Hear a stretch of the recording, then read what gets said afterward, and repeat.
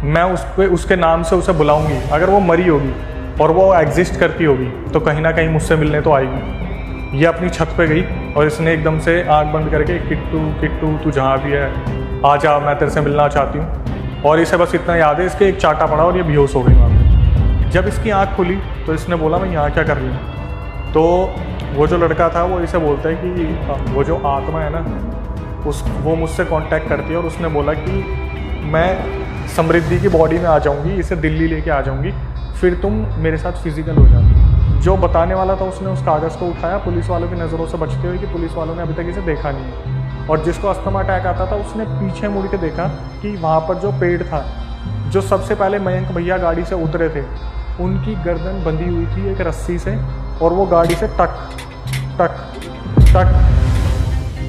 हाँ, तो वही स्वागत है आपका हमारे नए पॉडकास्ट पे। और जैसा कि आपको हमारे हॉरर पॉडकास्ट पे बहुत ज़्यादा मज़ा आता है, तो इस बार हम आपके लिए इतना तड़कता भड़कता लेके आए हैं कुछ, और हमने बुलाया है उसके लिए अक्षय वशिष्ठ भाई को। भाई स्वागत है आपका। और इस बार हमारे लिए एकदम यूनिक, जिसे कहते हैं यूनिक हॉरर स्टोरी लेके आए हैं। तो भाई हम तो तैयार है, आपने हमें ऑफ कैमरा थोड़ा थोड़ा बताया तो थोड़ी फटनी चालू हुई। फटनी चालू हुई? अभी तो भाई ने यही बताया कि बहुत यूनिक लाया हूँ, बिल्कुल फ्रेश लाया हूँ। ऐसा तो कुछ बताया नहीं, तू वैसी हाइप बना रहा है। मतलब भाई ये है कि भाई ने कहा है कि इस बार इतनी यूनिक स्टोरीज है जो भाई ने अपने चैनल पे भी डिस्कस नहीं करी। और भाई की बेस्ट बात यही है कि ये हमारे लिए एकदम यूनिक स्टोरी पहले ही छांट लेते हैं जो अपने चैनल पे भी डिस्क्लोज नहीं करते। तो ये आपको एक्सक्लूसिव यहीं सुनने को मिलेगी। और शुरू करते हैं भाई। हम पहली बार सुनने वाले हैं, पता नहीं आपने बीच ऑफ कैमरा का बता दिया हमें। सारे साथ में ही बैठे थे, अभी तक नहीं बताया। पता नहीं भाई को कैसे प्रिडिक्शन है। भाई पता चल जाता हूँ मुझे, सिक्स सेंस हम आ गए। डन है भाई, शुरू करते हैं। भाई ये जो रियल इंसिडेंट्स होते हैं लोग हमसे शेयर करते हैं और कहीं ना कहीं अपना एक तरीके से मान लो कि दर्द शेयर करते हैं जो उनकी फैमिली पे बीत रहा है, कहीं ना कुछ चल रहा है। तो ये एक इंसिडेंट मैं आपको बताता हूँ जो अभी रिसेंटली मेरे पास आया, लेकिन ये रियल इंसिडेंट पूरा 2018 का है। बिहार में ये पूरा इंसिडेंट हुआ था। 2018 में लाइव एप्लीकेशंस बहुत सारी चलती थी जहाँ पे लोग आपस में कनेक्ट हो जाते थे ऑनलाइन। नाम लेने की ज़रूरत नहीं है, बहुत सारी ऐसी एप्लीकेशंस थी। तो एक जो मेरी बताने वाली टेलर है उन्होंने बताया कि वो और उनकी कज़न एक रात ऐसी उन्होंने कहीं से सुना होगा कि लाइव एप्लीकेशन है, हम भी चल के देखते हैं। बहुत टैलेंटेड लोग आते हैं और फिर वहाँ पे बातचीत भी हो जाती है। इन्होंने क्या करा कि ये एप्लीकेशन इंस्टॉल की और ये और उनकी कज़न उसको कनेक्ट कर लेती है लाइव एप्लीकेशन को। तो जो बताने वाली है वहाँ पर उन्हें एक लड़का दिखता है और वो लड़का उन्हें काफ़ी स्वीट क्यूट अच्छा दिखता है। तो ये क्या करती है, बैक टू बैक उस एप्लीकेशन से और उस लड़के को देखना शुरू कर देती है। एक दिन हुआ, 2 दिन हुआ, 3 दिन हुआ, तो शायद इन्हें कहीं ना कहीं उस लड़के पे क्रश आ गया था कि लड़का दिखने में अच्छा है, सुंदर है, कंटेंट भी अच्छा दे रहा है। तो इन्होंने एक दिन क्या करा, उसे मैसेज कर दिया कि आप जो कंटेंट बनाते हो काफ़ी अच्छा है। और हुआ क्या, उस लड़के की तरफ से भी इन जो मेरी टेलर है उनको कहीं ना कहीं रिस्पॉन्स मिल गया कि हाँ thank you so much compliment करने के लिए हुए हो। अब इन्होंने क्या करा, नंबर एक्सचेंज नहीं करा। ये एक अच्छी बात थी कि इन्होंने नंबर एक्सचेंज नहीं करा और इनकी बातें आपस में होना स्टार्ट हो गई। तो लड़के ने बिल्कुल कुछ ऐसा छुपाया नहीं, उसने साफ बता दिया कि मेरी ऑलरेडी एक गर्लफ्रेंड है बिहार में और मैं उसके साथ रिलेशन में हूँ और 1.5-2 महीने पहले ही रिलेशन स्टार्ट हुआ था। तो उसने कहा अच्छा आप मेरे को फ़ोटो दिखा सकते हो उस लड़की की। तो जब फ़ोटो दिखाई गई तो लड़की बहुत ज़्यादा सुंदर थी, मतलब बवाल की सुंदर। जैसा उन्होंने मुझे बताया कि लड़का दिखने में इतना खास नहीं था लेकिन लड़की बहुत ज़्यादा सुंदर थी। ठीक है, अब इनकी आपस में बातचीत होनी स्टार्ट होगी और इन्होंने उस एप्लीकेशन में ग्रुप बना लिया तीनों ने। लड़के ने भी जो मेरे को बता रही है और जो लड़की है जिसकी फ़ोटो शेयर की थी, तीनों ने। इनकी डेली बेसिस पे बात होने लगी। मतलब लड़के की गर्लफ्रेंड? हाँ, तीनों कनेक्ट हो गए। अब हुआ क्या, रात के 11 बजे ये लोग अपना पढ़ के सब कुछ ऑनलाइन आ जाते थे। वो लड़का लाइव जाता था, ये दोनों भी आ जाते थे। फिर जब लाइव ख़त्म होती थी तब ये तीनों बात किया करते थे। जो टेलर है उन्होंने बताया कि जो लड़की थी उसकी गर्लफ्रेंड वो कहीं ना कहीं चिढ़ती थी इस लड़की से, जो टेलर है, कि भाई मेरे बंदे को क्यों अप्रोच किया या नहीं करना चाहिए। ऑब्वियस सी बात है, वो चिढ़ेगी। जेलसी फैक्टर था उसमें। तो जो टेलर है उसको हम एक नाम दे देते हैं समृद्धि। समृद्धि ने बताया कि कहीं ना कहीं वो जो लड़का था वो उसकी सुनता भी था, तो बातें कम होती थी, कभी ज़्यादा होती थी, लेकिन कहीं ना कहीं उस लड़के को समृद्धि के लिए एक सॉफ्ट कॉर्नर था। कि यार ये भी कहीं ना कहीं मेरे से बात करती है, दोस्त बन गई है, अच्छी बातचीत हो रही है। तो एक दिन क्या होता है, जो उसकी गर्लफ्रेंड होती है वो बोलती है कि मुझे ब्रेस्ट कैंसर है। एक नया ऐसा अपडेट आता है कि मेरे को ब्रेस्ट कैंसर है और मैं बहुत सीरियस सिचुएशन में हूँ। मेरी फैमिली मेम्बर्स ने अभी चेक करवाया है। कुछ ही टाइम बाद वो जो लड़की है जिसको ब्रेस्ट कैंसर था, उसकी डेथ हो जाती है। ये लड़का लाइव एप्लीकेशन पे आता है और रोते रोते खुद अनाउंस करता है कि मेरी जो गर्लफ्रेंड थी किट्टू, उसकी ऐसे ऐसे जो है डेथ हो गई है। और जो लड़की थी समृद्धि, वो भी इसको सुन के बहुत ज़्यादा रोती है कि यार अच्छा नहीं हुआ। लेकिन कहीं ना कहीं पसंद तो करती थी, तो दिमाग में कुछ ना कुछ तो आ ही जाता है कि चलो अब वो नहीं तो मैं सहारा बन सकती हूँ, कुछ ऐसा है। वक्त बीता, चीज़ें चलती रही। एक दिन क्या हुआ, ये जो लड़का था ये समृद्धि को फ़ोन करके बोलता है कि वो लड़की मरी नहीं है, वो जिंदा है। तो ये एकदम से हैरान हो जाती है समृद्धि कि क्या बात कर रहे हो, तुम 2 दिन पहले तो बोल रहे थे कि वो मर गई है, उसे ब्रेस्ट कैंसर था, आज तुम बोल रहे हो जिंदा है। तो ये उसका प्रूफ देने लगता है कि मेरी उससे बात हुई है, उसने मुझे सब कुछ बताया है। धीरे धीरे ये लड़की समझ जाती है कि जो समृद्धि है कि ये लड़का थोड़ा मेंटली डिस्टर्ब हो चुका है, इसकी गर्लफ्रेंड की डेथ हुई तो कहीं ये डिप्रेशन में चल रहा है, कुछ ना कुछ इसके साथ प्रॉब्लम चल रही है, कुछ ना कुछ दिक्कत है।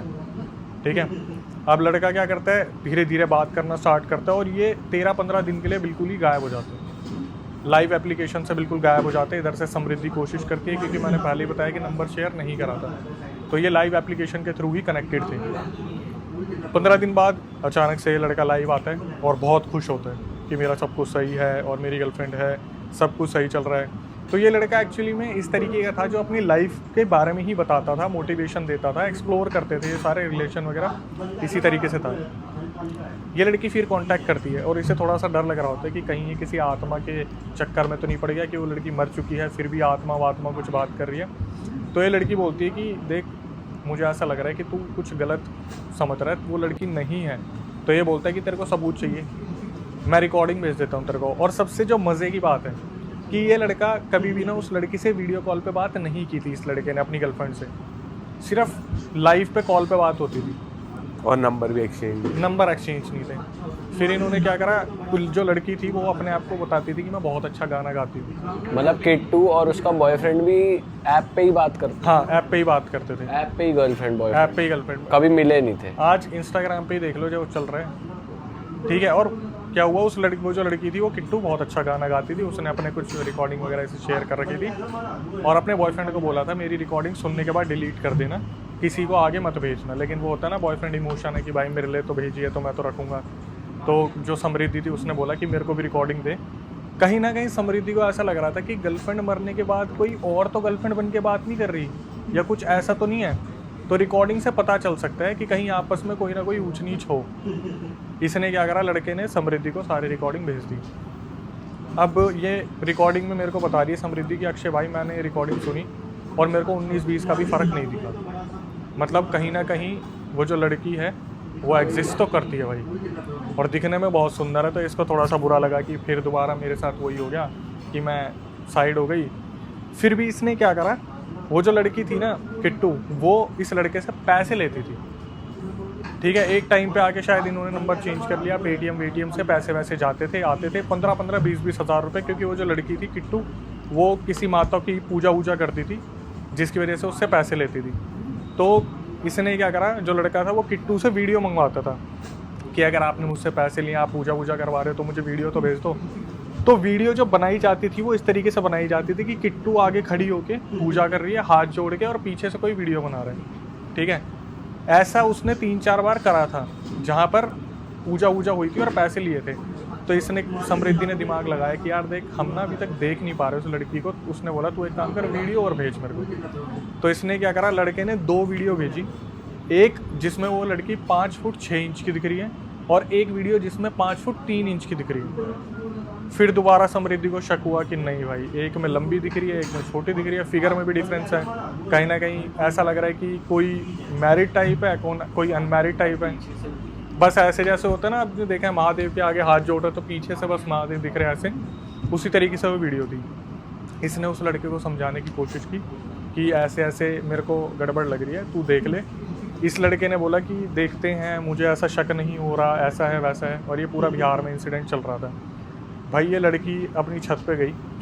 इसने सोचा कि अगर वो लड़की मर गई है तो अगर मैं उसके नाम से उसे बुलाऊंगी, अगर वो मरी होगी और वो एग्जिस्ट करती होगी तो कहीं ना कहीं मुझसे मिलने तो आएगी। ये अपनी छत पे गई और इसने एकदम से आंख बंद करके किट्टू किट्टू तू जहाँ भी है आ जा, मैं तेरे से मिलना चाहती हूँ। और इसे बस इतना याद है, इसके एक चाटा पड़ा और ये बेहोश हो गई वहाँ पर। ये कैसे पॉसिबल? अभी आगे बताता हूँ भाई। इसका जो सस्पेंस था ना लिटरली बहुत खतरनाक है। भाई 1 सेकंड में कट कर रहा हूँ आपको। मैं तुझे कब से देख रहा हूँ, फ़ोन में लगा हुआ है, क्या कर रहा है भाई तू? लड़की का चक्कर है बाबू भैया। अरे नहीं यार, लड़की का चक्कर नहीं है, मैं बस अपनी नई गाड़ी प्लान कर रहा था तो बस वही देख रहा था यार। लेकिन तू तो कह रहा था उसके लिए 6-7 महीने की प्लानिंग चाहिए, थोड़ा सेव करूँगा फिर जाकर नई गाड़ी खरीदूंगा। भाई मैंने बोला था, लेकिन तब मुझे पॉकेट ब्रोकर के बारे में पता नहीं था। Pocket broker? भाई पॉकेट ब्रोकर इंडिया का नंबर 1 ट्रस्टेड प्लेटफॉर्म है उन लोगों के लिए जो अपनी ट्रेडिंग जर्नी स्टार्ट करके न्यू अर्निंग जनरेट करना चाहते हैं। ये प्लेटफॉर्म सबसे बेस्ट प्लेटफॉर्म है उन न्यूबीज के लिए जो ट्रेडिंग लर्न करके प्रैक्टिस करके खुद सक्सेसफुल ट्रेड्स जनरेट करना चाहते हैं। और यही नहीं भाई, पॉकेट ब्रोकर पे ना काफ़ी यूनिक फीचर्स हैं जैसे सोशल ट्रेडिंग जो आपको हेल्प कर सकता है सक्सेसफुल डील्स कैप्चर करने में। स्टार्ट करना बहुत ही ईजी है, डिस्क्रिप्शन में जो लिंक है वहाँ जाओ, मेरा कूपन कोड HIT100 यूज़ करो, एक डिपॉजिट करो और फिर क्लिक करो सोशल ट्रेडिंग टैब पे। वहाँ पर जाकर सेलेक्ट करो most profitable trader at that moment और फिर बस उसकी ट्रेड्स कॉपी करो और रिजल्ट देखो। अरे चुप क्यों हो गया, ये तो इतना इंटरेस्टिंग है, बता। अरे ये देख भाई, एक और सक्सेसफुल ट्रेड। वाह यार, ये तो बहुत क्रेजी प्लेटफॉर्म है यार। मैं भी रजिस्टर करता हूँ HIT100 प्रोमो कोड के साथ। हाँ भाई जल्दी करो रजिस्टर। और अगर आपको भी एक्स्ट्रा इनकम जनरेट करनी है, अपनी ट्रेडिंग जर्नी स्टार्ट करनी है तो आप भी डाउनलोड कर लो pocket broker app, link description में, और यूज़ करना हमारा प्रोमो कोड HIT100 जिसमें आपको मिलेगा 100% bonus on your first deposit. तो डाउनलोड नाउ। भाई अब बिना किसी देरी के स्टोरी आगे बढ़ाते हैं। हाँ चलो। क्या हुआ, इसको बस इतना पता है कि इसको कुछ लगा और ये बेहोश हो गई। सुबह इसकी आंख खुली तो इसके पापा वगैरह सामने बैठे हुए थे और इससे पूछ रहे थे क्या हुआ। इसने नहीं बताया, कुछ भी नहीं बताया।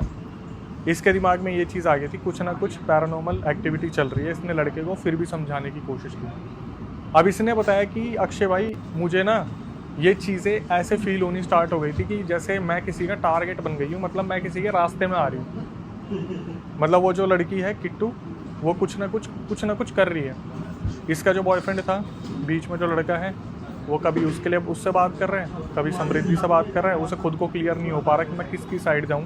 लेकिन जो बताने वाली है समृद्धि, उसका मानना है कि कहीं ना कहीं इसके ऊपर कुछ ना कुछ करवा रखा था, जिसकी वजह से इतना ऑब्सेस था कि ये उससे पागलों की तरह प्यार करता था और बहुत प्यार करता था। धीरे धीरे वक्त गुजरा। इसने समृद्धि ने अपना पूरा ट्राई करा कि मैं बचा लूँ। तो इसने क्या करा, समृद्धि ने नोवेयर अपने गुरुजी इनके जो मुजफ्फरनगर में रहते हैं उनसे कॉल पे बात की कि मेरा ऐसे ऐसे एक दोस्त है। और एक दिन उसको कॉल आया कि ब्रेस्ट कैंसर है, उसकी गर्लफ्रेंड मर गई। फिर 2 दिन बाद फ़ोन आया कि वो ज़िंदा है, ये हुआ है। उनके गुरुजी ने बस ना इशारा दे दिया कि बेटा देख तू दूर हो जा, ये लड़का बहुत बुरा फंसा हुआ है और अगर जिसकी इसमें इन्वॉल्वमेंट होगी ना वो सारे इसमें पिसने वाले हैं। लेकिन ये लड़की कहीं ना कहीं गुरुजी को ये नहीं बता पाई कि मैं पसंद करती हूँ या प्यार करती हूँ। इस लड़की ने सिर्फ इतना बोला कि आप गुरुजी कुछ करके प्लीज़ उसे बचा लो। तो उसने ये नहीं पूछा कि फंसा हुआ क्यों है गुरुजी? आगे बताऊंगा। वो शायद गुरुजी नहीं चाहते थे और समझ भी गए होंगे कि इसका प्यार का मामला है और गुरुजी है, ये लड़की है, तो बीच में नहीं बना होगा कि मैं बोल दूँ तू क्यों उसके पीछे भाग रही है ऐसे वैसे। आप देखना जो तीर्थ स्थान पे होते हैं ना लोग, वो कभी सामने खुल के प्यार मोहब्बत की बातें नहीं करते, वो इशारा दे देते हैं भाग जाए यहाँ से। तो यही सारी चीज़ें चल रही थी। इसने गुरुजी को बोला कि आप एक काम करो, मुझे कुछ तो आइडिया दो, मैं कैसे बचा सकती हूँ। तो गुरुजी ने बोला देख मैं तुझे दूंगा एक पानी को फूंक के दूंगा, आपको 1 महीने तक उस लड़के को पिलाना होगा, लेकिन वो लड़का नहीं पिएगा। ये भी बता दिया वो लड़का नहीं पिएगा, ये इतना ज़्यादा उसके वश में हो रखा है। इसने बोला आप दो तो सही। अब भाई क्या हुआ, एक बहुत ही अजीब इंसिडेंट हुआ जो मुझे भी समझ नहीं आया। मैंने जब कॉल करा तब मुझे समझ में आया। किट्टू ने बताया, और सॉरी जो समृद्धि थी उसने बताया कि अक्षय भाई एक दिन क्या हुआ, ये जो लड़का है ये दिल्ली किसी काम से जाने वाला था। इसने बताया समृद्धि ने कि मैं सोई और मेरी आँख खुली तो मैं दिल्ली में थी, एक होटल में थी, ठीक है, जहाँ, और मैं कहाँ पे थी, जहाँ पर ये लड़का रुका हुआ था। और सोई कहाँ थी? ये सोई बिहार में थी, लेकिन ये जब उठी तो ये दिल्ली में थी। अब मैं बताता हूँ हुआ क्या उस दौरान। जब इसकी आँख खुली तो इसने बोला मैं यहाँ क्या कर रही हूँ। तो वो जो लड़का था वो इसे बोलता है कि मैं काफ़ी टाइम से तुम्हें बताने की कोशिश कर रहा था, वो जो आत्मा है ना वो मुझसे कांटेक्ट करती है और उसने बोला कि मैं समृद्धि की बॉडी में आ जाऊंगी, इसे दिल्ली लेके आ जाऊंगी, फिर तुम मेरे साथ फिजिकल हो जाना। मतलब ये किट्टू से काफ़ी टाइम से फिजिकल होने की बातें करता था। तो किट्टू ने बोला मैं समृद्धि की बॉडी में आ जाऊंगी और उसे दिल्ली ले आऊँगी, तुम वहाँ पे उसके साथ फिजिकल हो जाना। ये क्या हुआ, लड़का थोड़ा सा वेल फैमिली से था। जब इसे लगा कि ये गलत चीज़ है तो इसने किट्टू की जो स्पिरिट आ रखी थी समृद्धि की बॉडी में उसे मना कर दिया कि मैं बिना परमिशन के ऐसे फिजिकल नहीं हो सकता। तो उस टाइम पे वो जो किट्टू की स्पिरिट थी वो इसकी बॉडी से निकल गई और समृद्धि होश में आई। तो समृद्धि को पता चला कि ऐसे ऐसे पूरा सीन हो रखा था और वो बिहार से दिल्ली आ गई। दिल्ली आ गई। और इस पूरे टाइम उसकी स्पिरिट उसके अंदर। यस, उसे कुछ नहीं मालूम, मेरे पास रिकॉर्डिंग में शेयर कर दूंगा। उसे कुछ नहीं मालूम कि वो पहुंची भी कैसे। उसे बस इतना पता है कि वो जो लड़का था वो इसे वापस घर पे छोड़ के गया। इसकी फैमिली को बताया कि ऐसे ऐसे इसके कुछ एग्ज़ाम्स थे, मैं दिलवाने गया था, ये आपको बताने में हिचकिचाती थी। दिल्ली में इसका कुछ LDC के एग्ज़ाम थे वो थे। अब इसके बाद इसे कंफर्म हो गया था कि भाई कोई तो कुछ बहुत बड़ा चल रहा है। फिर इसने बहुत एक इमोशनल पार्ट शेयर किया। समृद्धि ने बताया कि अक्षय भाई मेरे ना सबसे ज़्यादा जो क्लोज थी वो थी मेरी चाचा की लड़की। चाचा की लड़की ने एक बारी क्या किया था, उस लड़की को परखने के लिए वो जो किट्टू लाइव एप्लीकेशन यूज़ करती थी, समृद्धि के बोलने पे उसके चाचा के लड़के ने क्या करा, एक नई आईडी बनाई नए नंबर से और नए नंबर से उसको मैसेज करा कि आप कौन हो, आप कितने टाइम से ये यूज़ कर रहे हो। तो समृद्धि ने बताया कि अक्षय भाई वो जो आईडी थी बिल्कुल फ्रेश आईडी बनी थी, ना फ़ोटो लगी थी, कुछ भी नहीं था। पर वो जो लड़की थी उसने साफ साफ बता दिया कि तुम समृद्धि की कज़न हो ना, मुझे चेक करने आई हो ना, खुद से।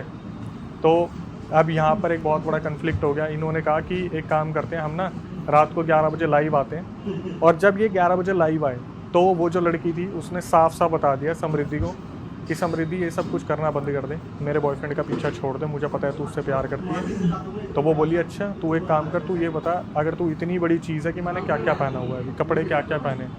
समृद्धि ने बताया अक्षय भाई उसने ना मेरे पर्सनल अंडरगारमेंट से कलर तक बता दिया कि मैंने क्या क्या पहना हुआ है। तब वो जिंदा थी या वो जब बाद में हुआ था ना कि वो जिंदा है, मर के जिंदा हो गई, उसके बाद तब उसने चेक करने के लिए अपनी चाचा की लड़की से उसके बाद का ये पूरा सीन चल रहा है। अब जब ये वाला सीन हो गया कि वो दिल्ली से वापस आ गई तो इसने बताया कि मैं अपने उसी चाचा की लड़की को क्लासेस के लिए छोड़ने जा रही थी।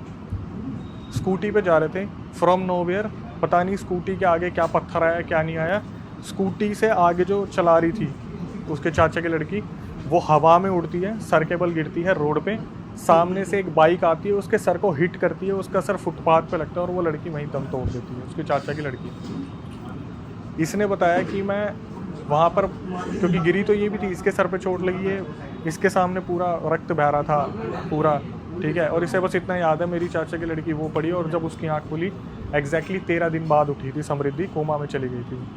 तब तक इसके चाचा की लड़की का सब कुछ अंतिम क्रिया वगैरह कर दिया और इसके बाद समृद्धि बहुत ज़्यादा टूट गई थी, बहुत ज़्यादा टूट गई। समृद्धि ने बताया कि मैं बार बार गुरुजी को कांटेक्ट करने की कोशिश कर रही थी पर गुरुजी आउट ऑफ कांटेक्ट थे, वो शायद कहीं गए हुए थे।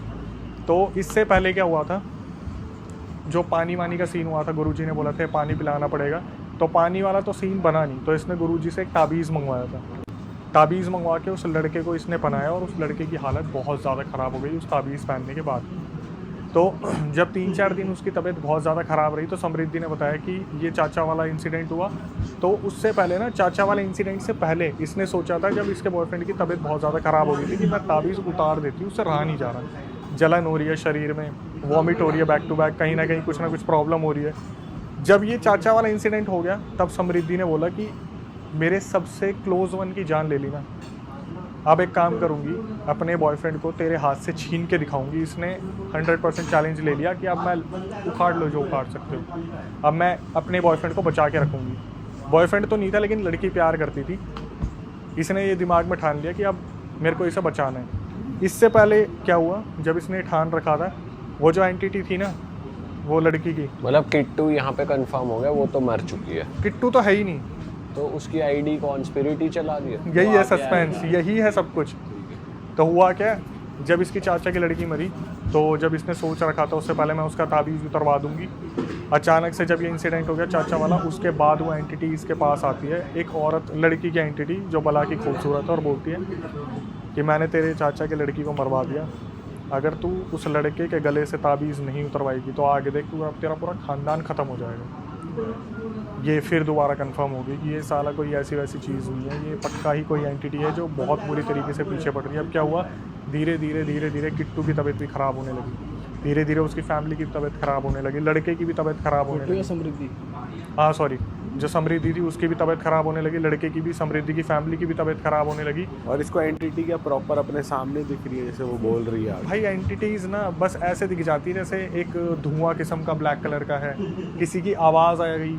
और मैं भाई जब उसने वो चीज़ बोली ना, मेरी चाची की लड़की की डेथ हो गई, वो कॉल पे भी उसने बोला और वो रोने लगी, तो मैं ज़्यादा पूछा नहीं मैं, क्योंकि ये अभी अगर मैं रिकॉर्डिंग सुना हूँ ना, उसकी सांस फूल गई थी एकदम से ये बोलते बोलते।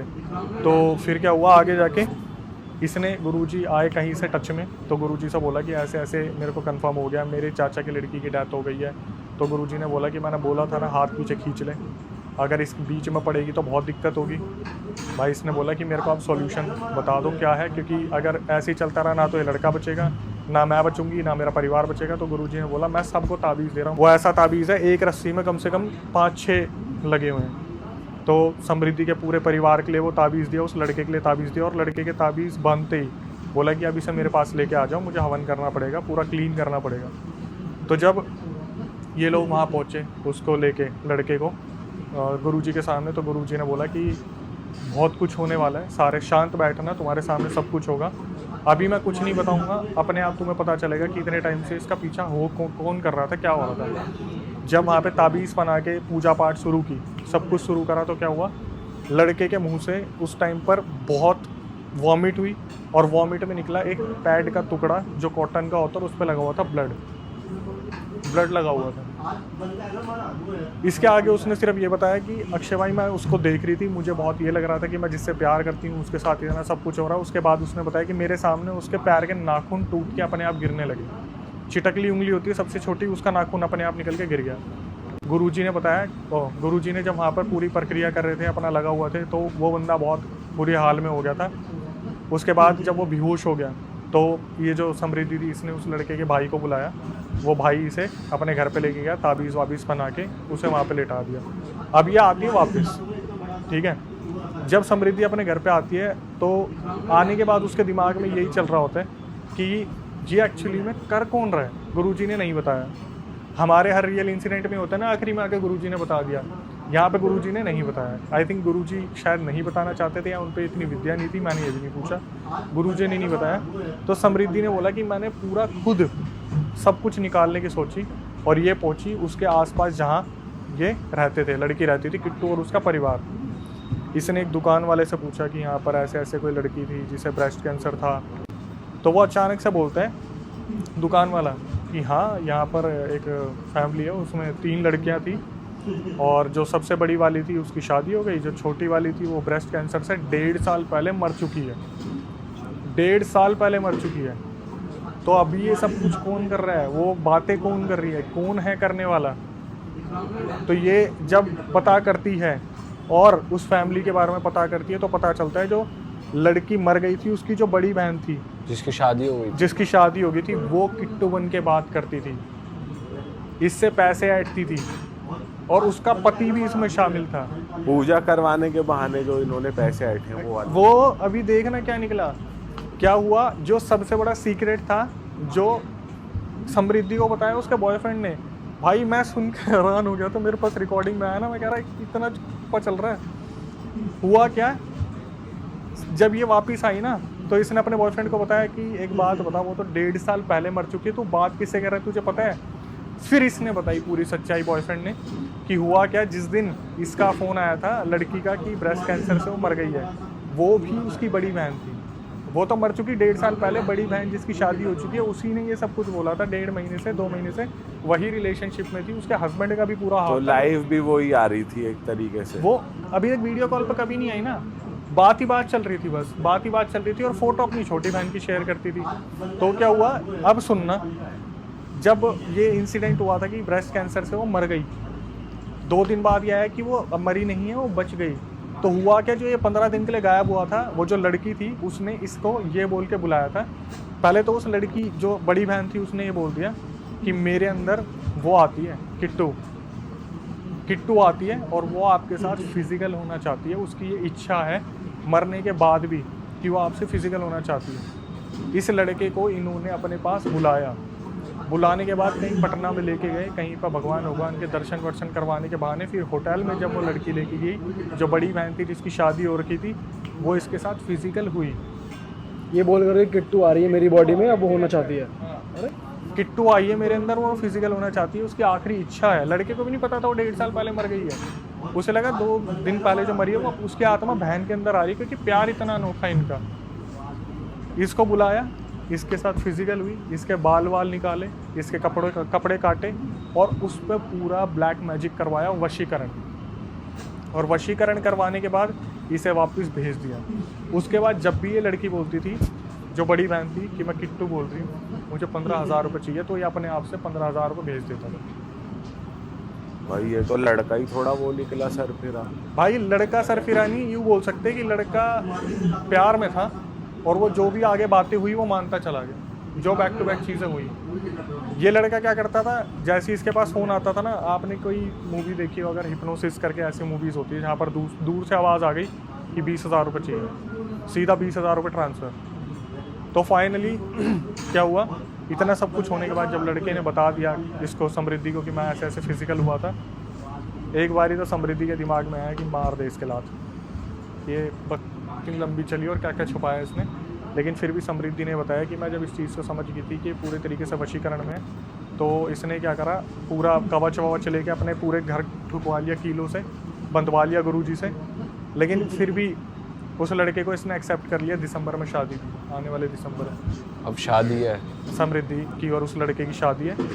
बट प्रॉब्लम ये है कि वो जो लड़की है, किट्टू की बड़ी बहन, वो अब तक इन्हें ढूंढ रही है कि उस लड़के को कैसे भी छीन ले, क्योंकि वशीकरण उस पर अब भी चल रहा है। क्योंकि वो लड़का सेटल्ड है, अभी वो यूरोप निकल गया, वापस आएगा दिसंबर में शादी के लिए। उसे बाहर भेज दिया उसके घर वालों ने इस चीज़ की वजह से, और वो अभी भी ढूंढ रही है, वो बिहार वाली। और भाई ये जो दिल्ली में उठने का किस्सा हुआ था कि वो सोई वहाँ थी, उठी यहाँ थी, तो वो किस स्पिरिट ने करा फिर? वो भाई किट्टू की थी। वो मैं बता रहा हूँ ना, इस पूरे केस में ना किसी स्पिरिट की इन्वॉल्वमेंट थी, बट वो किट्टू की नहीं थी। कोई ब्लैक एनर्जी? यस, कोई ब्लैक एनर्जी थी। वो आप कोई भी एनर्जी ले सकते हो। मैं क्या ही पूछूं, मैं उसे खुद ही हिंट दे दूंगा। अच्छा जिन था, तो वो बोलते कि जिन था। उसने बोला कि मेरे अंदर कोई चीज़ थी जो उसकी बहन के बोलने पर काम कर रही थी, और वो मेरे अंदर आई, मुझे दिल्ली लेके गई और मेरे साथ फिजिकल सब कुछ होने का प्लान था। वो तो लड़के ने बोल दिया कि नहीं, मैं ऐसे किसी की परमिशन के बिना नहीं हो सकता। तब वो उसकी एंटिटी उसके समृद्धि के शरीर से निकली। समृद्धि जब जगी वहाँ पर, तब उसको पता चला भाई मेरे साथ तो ये सब कुछ हो रहा है। और आज भी बता देता हूँ, उस लड़की की क्वालिफिकेशन ऐसी है कि उसने हर चीज़ कर रखी है, मतलब BSc कर रखी है और अच्छा सब कुछ कर रखा है। लास्ट पैकेज उसका 40,000 रुपये का था। आज वो लड़की बोल रही है कि मेरी ऐसा बेड़ा गर्क हो रखा है ना इन चीज़ों में पढ़ के, सिर्फ उस लड़के को बचाने के चक्कर में, कि मेरी फैमिली को मैंने कैसे मनाया कि मुझे उस लड़के से शादी करनी है।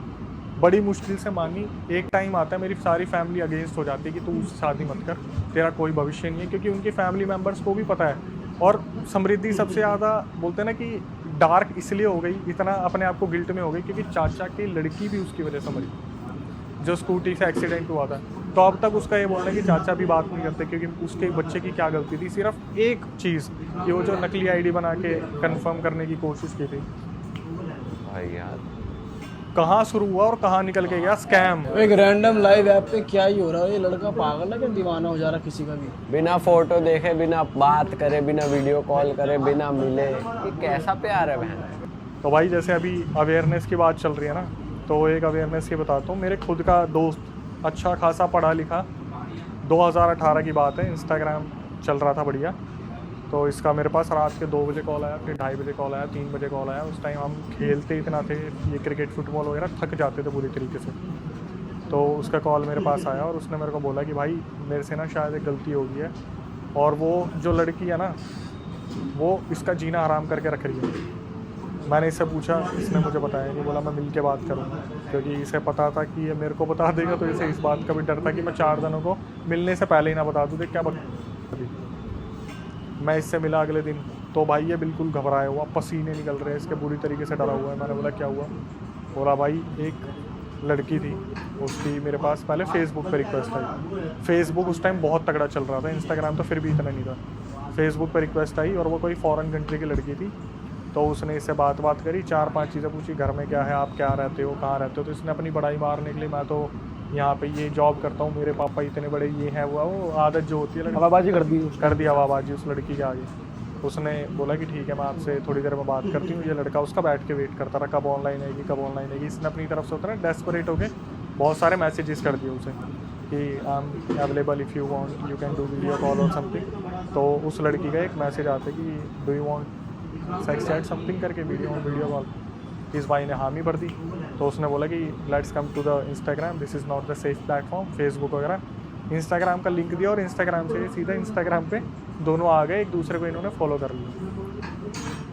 लड़के ने बताया भाई वीडियो कॉल हुई, वो लड़की सामने आई, उसने अपने ड्रेस ओपन की और यहाँ से ये भाई तैयार होकर आराम से लेट गया और इसने अपनी तरफ से जो कर सकता है इसने कर दिया। 3 मुश्किल से 20-30 सेकंड हुए होंगे, ये अपनी तरफ से कुछ कर रहा था, वहाँ से वीडियो कॉल डिस्कनेक्ट हो गई। ठीक है, और जब इसने बोला कि I am not done yet, let's do it again something करके, तो जब इसने वीडियो कॉल करी तो इसे ये ही वही सब कुछ करता हुआ वीडियो कॉल पे दिख रहा है जो इससे पहले ये कर रहा था। और इसके सारे जितने भी फ्रेंड्स थे ना, सबके आगे टिक लगा हुआ था। सबको भेज दी, मतलब भेजी नहीं है, सब पे टिक लगा हुआ है कि मैं भेजने वाली हूँ। हाँ, और उससे बोला कि अगर तुम मुझे $1000 नहीं दोगे तो मैं तुम्हारे पूरे फैमिली मेम्बर्स को ये तुम्हारी वीडियो भेजने वाली हूँ। उसमें उसका चेहरा भी, वो बंदा पूरा विदाउट क्लोथ्स, और भाई बुरी तरीके से बंदा रो रहा। मैं बोला भाई तूने क्या कर दिया? मेरे को खुद नहीं समझ आ रहा था ऐसी सिचुएशन में क्या ही करा जा सकता है। मैंने बोला एक काम कर, इसे ना सॉरी बोल के ख़त्म कर। ठीक है, मेरे हिसाब से मैं बोलता ब्लॉक करके ख़त्म कर तो वो ज़्यादा आसान रहता, लेकिन फिर भी मैंने बोला एक बार इसे सॉरी बोल दे और बोल दे तू स्टूडेंट है ये वो। इसने मेरे सामने कम से कम नहीं तो 50-60 मैसेज भेजे कि I am sorry, I am just a student, I don't have money और समथिंग। उस लड़की ने आखिरी में पता है इसे क्या बोला कि चल ठीक है मैं तेरे को छोड़ दूंगी, मुझे अपने 3 अमीर दोस्तों के कॉन्टैक्ट्स दे। उनका पागल बनाती है। ये चल रहा है भाई स्कैम ना, ये चल रही है। एट दी एंड जब मुझे पता चल गया ना कि ये कुछ नहीं कर सकती, मैंने बोला अब इसे ब्लॉक कर दे। इसे ब्लॉक कर दिया। उसके बाद उस बंदे ने आज तक इंस्टाग्राम यूज़ नहीं किया। भाई ये स्कैम तो अब भी हो रहा है भाई उस टाइम नया था ना, और ये लड़के पकड़े टीनेज उम्र के हैं। और जैसे मैं अपना रियल इंसिडेंट बताता हूँ, लोग अपने रियल इंसिडेंट भेजते हैं भाई मेरे सामने, तो वो लोग पता क्या करते हैं, भाई हमें जस्टिस दिला दो। जस्टिस दिला दो कैसा कि OLX पे स्कैम हो गया या फिर कोई वीडियो कॉल पे स्कैम हो गया, और भाई आप बिलीव नहीं करोगे लोगों ने कितने पैसे दिए हैं। किसी ने 4 लाख रुपए, किसी ने 6 लाख रुपए, 8 लाख रुपए, किसी ने अपनी ज़मीन गिरवी रख के पैसे दे दिए। और आखिरी में क्या करते हैं भाई, we are on suicide mode, क्योंकि घर में कुछ रहा नहीं, इज्जत तो बचेगी नहीं। और मैं ये बोलता हूँ भाई ब्लॉक कर दो, सही में कुछ नहीं होने वाला। और ब्लॉक करने के बाद कुछ नहीं हुआ, लेकिन 6-8 लाख रुपए गए। भाई अभी तो रैंडम कॉल्स करते हैं, जो स्कैम है, रैंडम व्हाट्सएप कॉल करते हैं, वीडियो कॉल आएगी तुमको, तुमने उठा लिया, सामने नेकेड बंदी होगी, तुम्हारा अगर फेस दिख गया तो फिर वो स्क्रीन रिकॉर्डिंग हो रही होती है, वो ऐसे दिखा। अब तो भाई अब तो AI देख लो, अब तो AI कितना आगे पहुँच गया है भाई। AI तो नकली लड़कियां बना रहा है भाई। वही बात है ना, हमारे मोदी जी नाचते दिखा दिए, क्या ही रह गया? सब कुछ ही ऐसा हो रहा है। सही में भाई। Moving on to the next. Yes, horror incident. हाँ भाई, मज़ा दिला दो थोड़ा। ये भी काफ़ी पुराना इंसिडेंट है, जब मैंने चैनल स्टार्ट करा था तब मेरे पास आया था। बताने वाला अब तो कांटेक्ट में नहीं है। 4 दोस्त, इनकी मुलाकात भी ऐसे हुई थी कि गुड़गांव के किसी MNC में इंटरव्यू देने गए थे। अब वहाँ पे होता है ना कि जैसे इंटरव्यू में बैठे हुए हैं, सूट वूट पहन के, हाँ फाइल वाइल ले रखी है, तो एक दूसरे का मजाक उड़ा रहे थे कि रिसेप्शनिस्ट लग रहा है, ये वैसा लग रहा है, वैसा लग रहा है। तो हो जाती है, कुछ 3-4 लोगों की दोस्ती हो गई। तो इनकी भी 4 की दोस्ती हो गई आपस में उसी कंपनी में इंटरव्यू देते हुए। और हुआ क्या, जब ये बातचीत कर रहे थे तो होते ना कि कॉन्टैक्ट नंबर चेंज हो जाते हैं, तो इनके कॉन्टैक्ट नंबर चेंज हो गए। बाहर निकलने के बाद फिर भाई तेरा इंटरव्यू हो गया, तू सिलेक्ट हुआ? नहीं हुआ भाई, मैं भी नहीं हुआ, चल टपरी पे सिगरेट पीते हैं, मिलते हैं, ये वो करते करते ये 1-2 मोहल्ले में थे आसपास, इनकी बातचीत हो गई और ये बहुत अच्छे दोस्त बन गए। 2018 के एंड आते आते जो सर्दियों का टाइम आ जाता है तब तक ये इनकी जॉब भी लग गई, सब चारों सेटल्ड हो गए, बढ़िया अच्छी अच्छी नौकरी लग गई। किसी की सैलरी ज़्यादा थी, किसी की कम थी, लेकिन एक लड़का था जो उम्र में सबसे बड़ा था, उसकी एक गर्लफ्रेंड थी, उससे जो छोटे वाला था उसका जस्ट अभी ब्रेकअप हुआ था, और उससे नीचे जो होते हैं ना 2 खिलखिलाने वाले दोस्त और हर किसी का मजाक बनाने वाले दोस्त, तो 4 जनों की जोड़ी थी। सबसे पहला जिसकी गर्लफ्रेंड थी, दूसरे का ब्रेकअप हुआ था, और ये 2 थे। काफ़ी टाइम से जैसे हर बंदा प्लान बनाता है घूमने जाएंगे, पर कभी घूम नहीं पाते। इनके भी यही प्लान बनते थे कि भाई इस सैटरडे संडे कहीं चलते हैं। कभी उसकी गर्लफ्रेंड मना कर देती थी, कभी जो ब्रेकअप में होता था वो मना कर देता था, कभी 2 दोस्त अपने घर चले जाते थे, बाहर से थे या अदर स्टेट के थे और गुड़गांव में रह रहे थे। एक दिन फाइनली 2018 में इनका प्लान बनता है कि भाई दूर तो नहीं जा सकते, लेकिन गुड़गांव का सोना वाला जो एरिया पहाड़ी वाला, वहाँ से अरावली हिल्स घूमते घूमते हम अपना पूरा मस्त नाइट लाइफ एंजॉय करते हुए अपने संडे वापस आ जाएंगे। पूरा नाइट आउट करेंगे, ढाबे पे खाना खाएंगे, रेस्टोरेंट नहीं जाना बिल्कुल भी, सब देसी करेंगे, क्योंकि MNC में खाना खा के मील खा के बोर हो गए थे। अब इन्होंने बताया कि एक लड़का था जिसने मुझे बताया, बाकी मेरे को किसी का नहीं पता।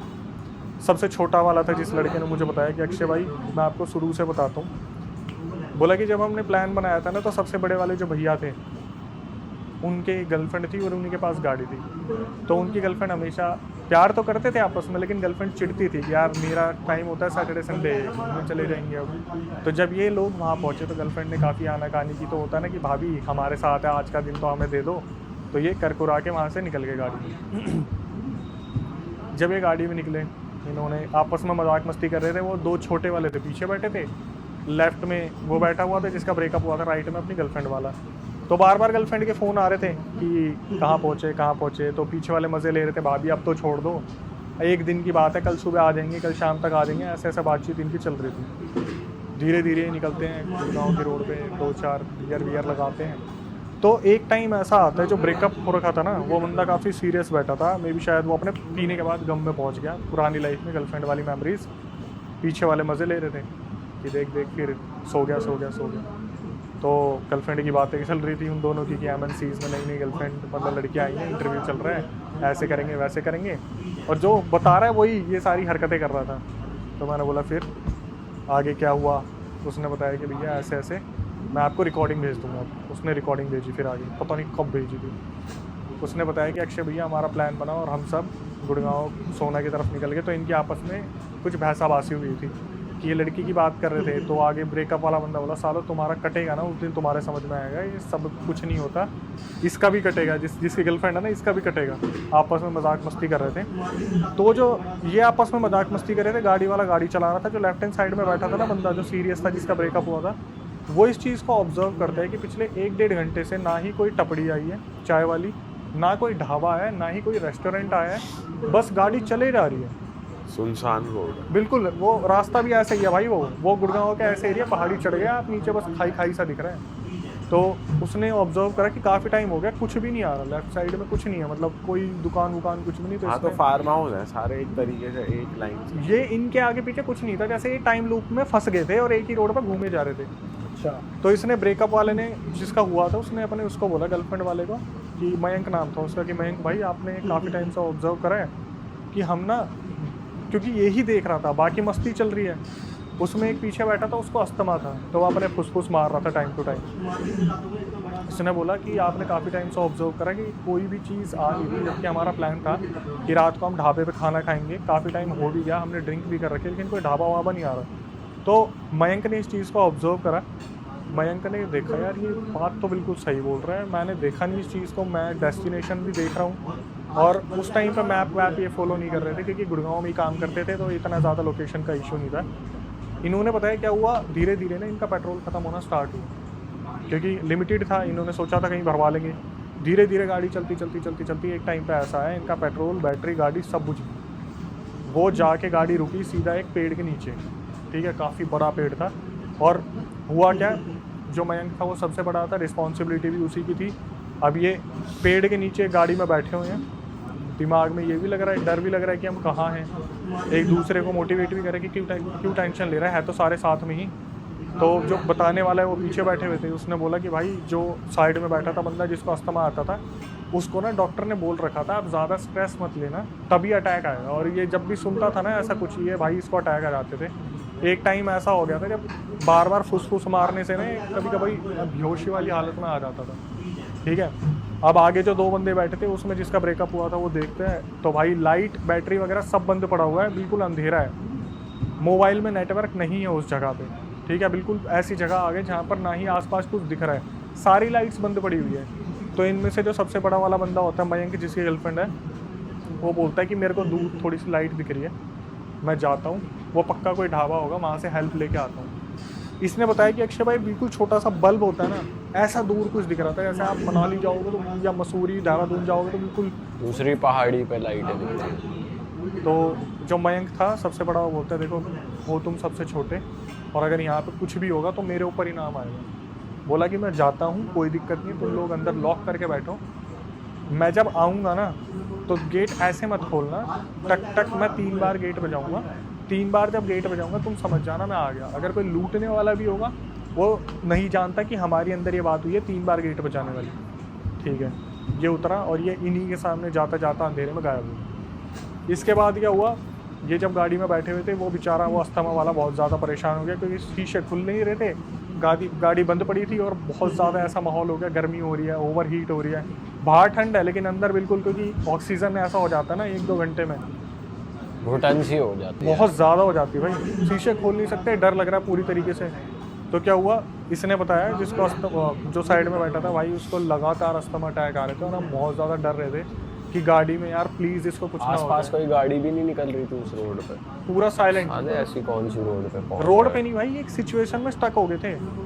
और ये केसेस मेरे पास बहुत आते हैं जहाँ पर बताते हैं बंदी कि हम बाइक से जा रहे थे और एक ही गाँव में फंस गए हम। तो इन्होंने बताया कि वो गया और उसके बाद उसका आधे घंटे तक कोई अता पता नहीं, और ये बिल्कुल गाड़ी में घुट रहे हैं, कोई इनको ऐसा नहीं लग रहा कि बाहर जाने की संभावना नज़र आ रही है, बहुत ज़्यादा अंदर फॉग मतलब होता है ना, वो पूरा शीशा कवर हो जाता है अंदर की भाप से, ऐसा हो गया, समझ में नहीं आ रहा कुछ भी।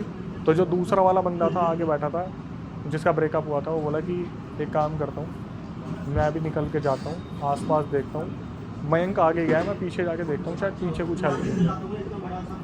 भाई दोनों ने मना करा, पीछे जो बैठे थे छोटे थे, डर लग रहा था, उन्होंने मना करा भैया मत जाओ, मयंक भैया अभी तक आए नहीं है, आप भी अगर चले जाओगे तो इसको अस्थमा अटैक आते हैं, मैं इसको नहीं ऐसे पकड़ पाऊँगा, अकेला कैसे संभाल लूँगा मैं, और इमरजेंसी आ गई तो, और सिचुएशन इमरजेंसी वाली ही चल रही थी कि वो बंदा बहुत बार उसको अस्थमा अटैक आ गए थे क्योंकि वो पैनिक बहुत कर रहा था, छोटे थे ये लोग। तो इसने बताया कि अक्षय भाई हमने खूब मना करा, वो बंदा नहीं माना और उतर के वो जो ब्रेकअप वाला बंदा था, उसका नाम पता नहीं अमन था क्या था, वो भी चला गया, वो पीछे की साइड गया।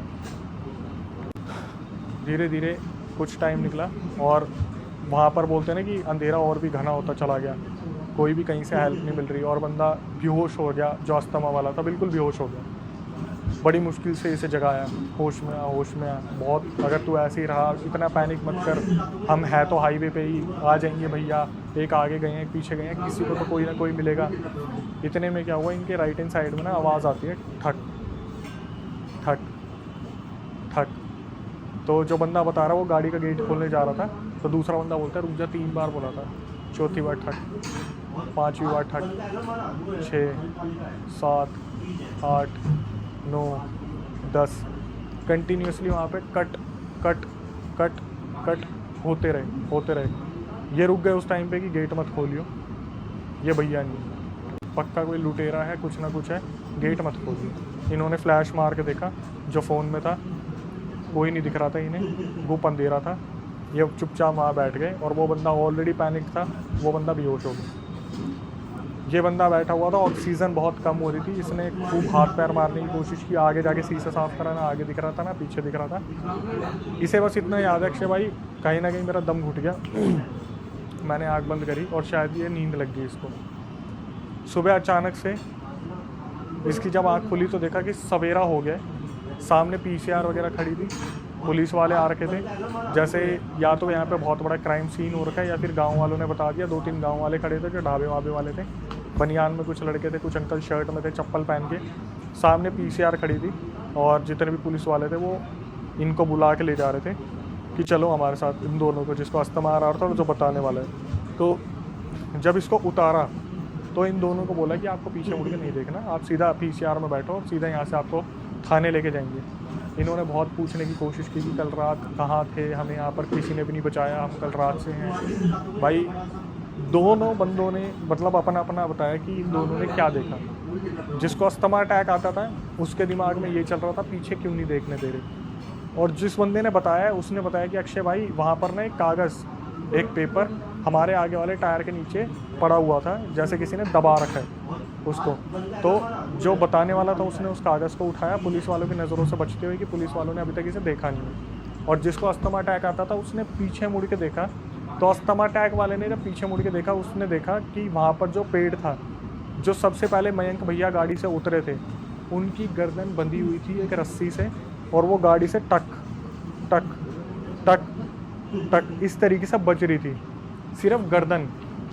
आगे गए पीसीआर के पास, उस बंदे ने कागज़ पर देखा जहाँ पे लिखा हुआ था आज तुम लोग बच गए, तुमसे दोबारा मुलाकात होगी। कहीं ना कहीं ये कुछ टोटका इनकी गाड़ी के नीचे आ गया था, जिसकी वजह से ये उसी टाइम उस लूप में फंस गए थे। और ये मान लो कि ये अभी भी कंटिन्यू है कि जैसे जिसने बताया है ना, वो बोलते हैं कि अक्षय भैया वहाँ से हम आगे थाने में सारी स्टेटमेंट ले ली और ये दिखाया कि लूट की का कुछ हुआ था, लूट का कुछ हुआ था। वो जो दूसरा बंदा था ब्रेकअप वाला, वो आज तक नहीं मिला। 2000 जो पीछे गया तो 2018 से 2024 आ गया। इस बंदे ने मेरे को 1-2 साल तक तो फॉलोअप किया कि अक्षय भैया मेरे साथ ऐसा हो रहा है, मेरे साथ ऐसा हो रहा है। एट द एंड 2020 में ये भी गायब हो गया। जो बंदा आपको बता रहा था वो भी गायब हो गया। तो पूरी मिस्ट्री खुली नहीं, किसने करा, किसने क्या करा कुछ नहीं पता। बस ये कि गाड़ी कहीं चढ़ गई थी, टोटके पे चढ़ गई थी, जिसकी वजह से उनके ऊपर वो आ गया, हावी हो गया पूरा का पूरा।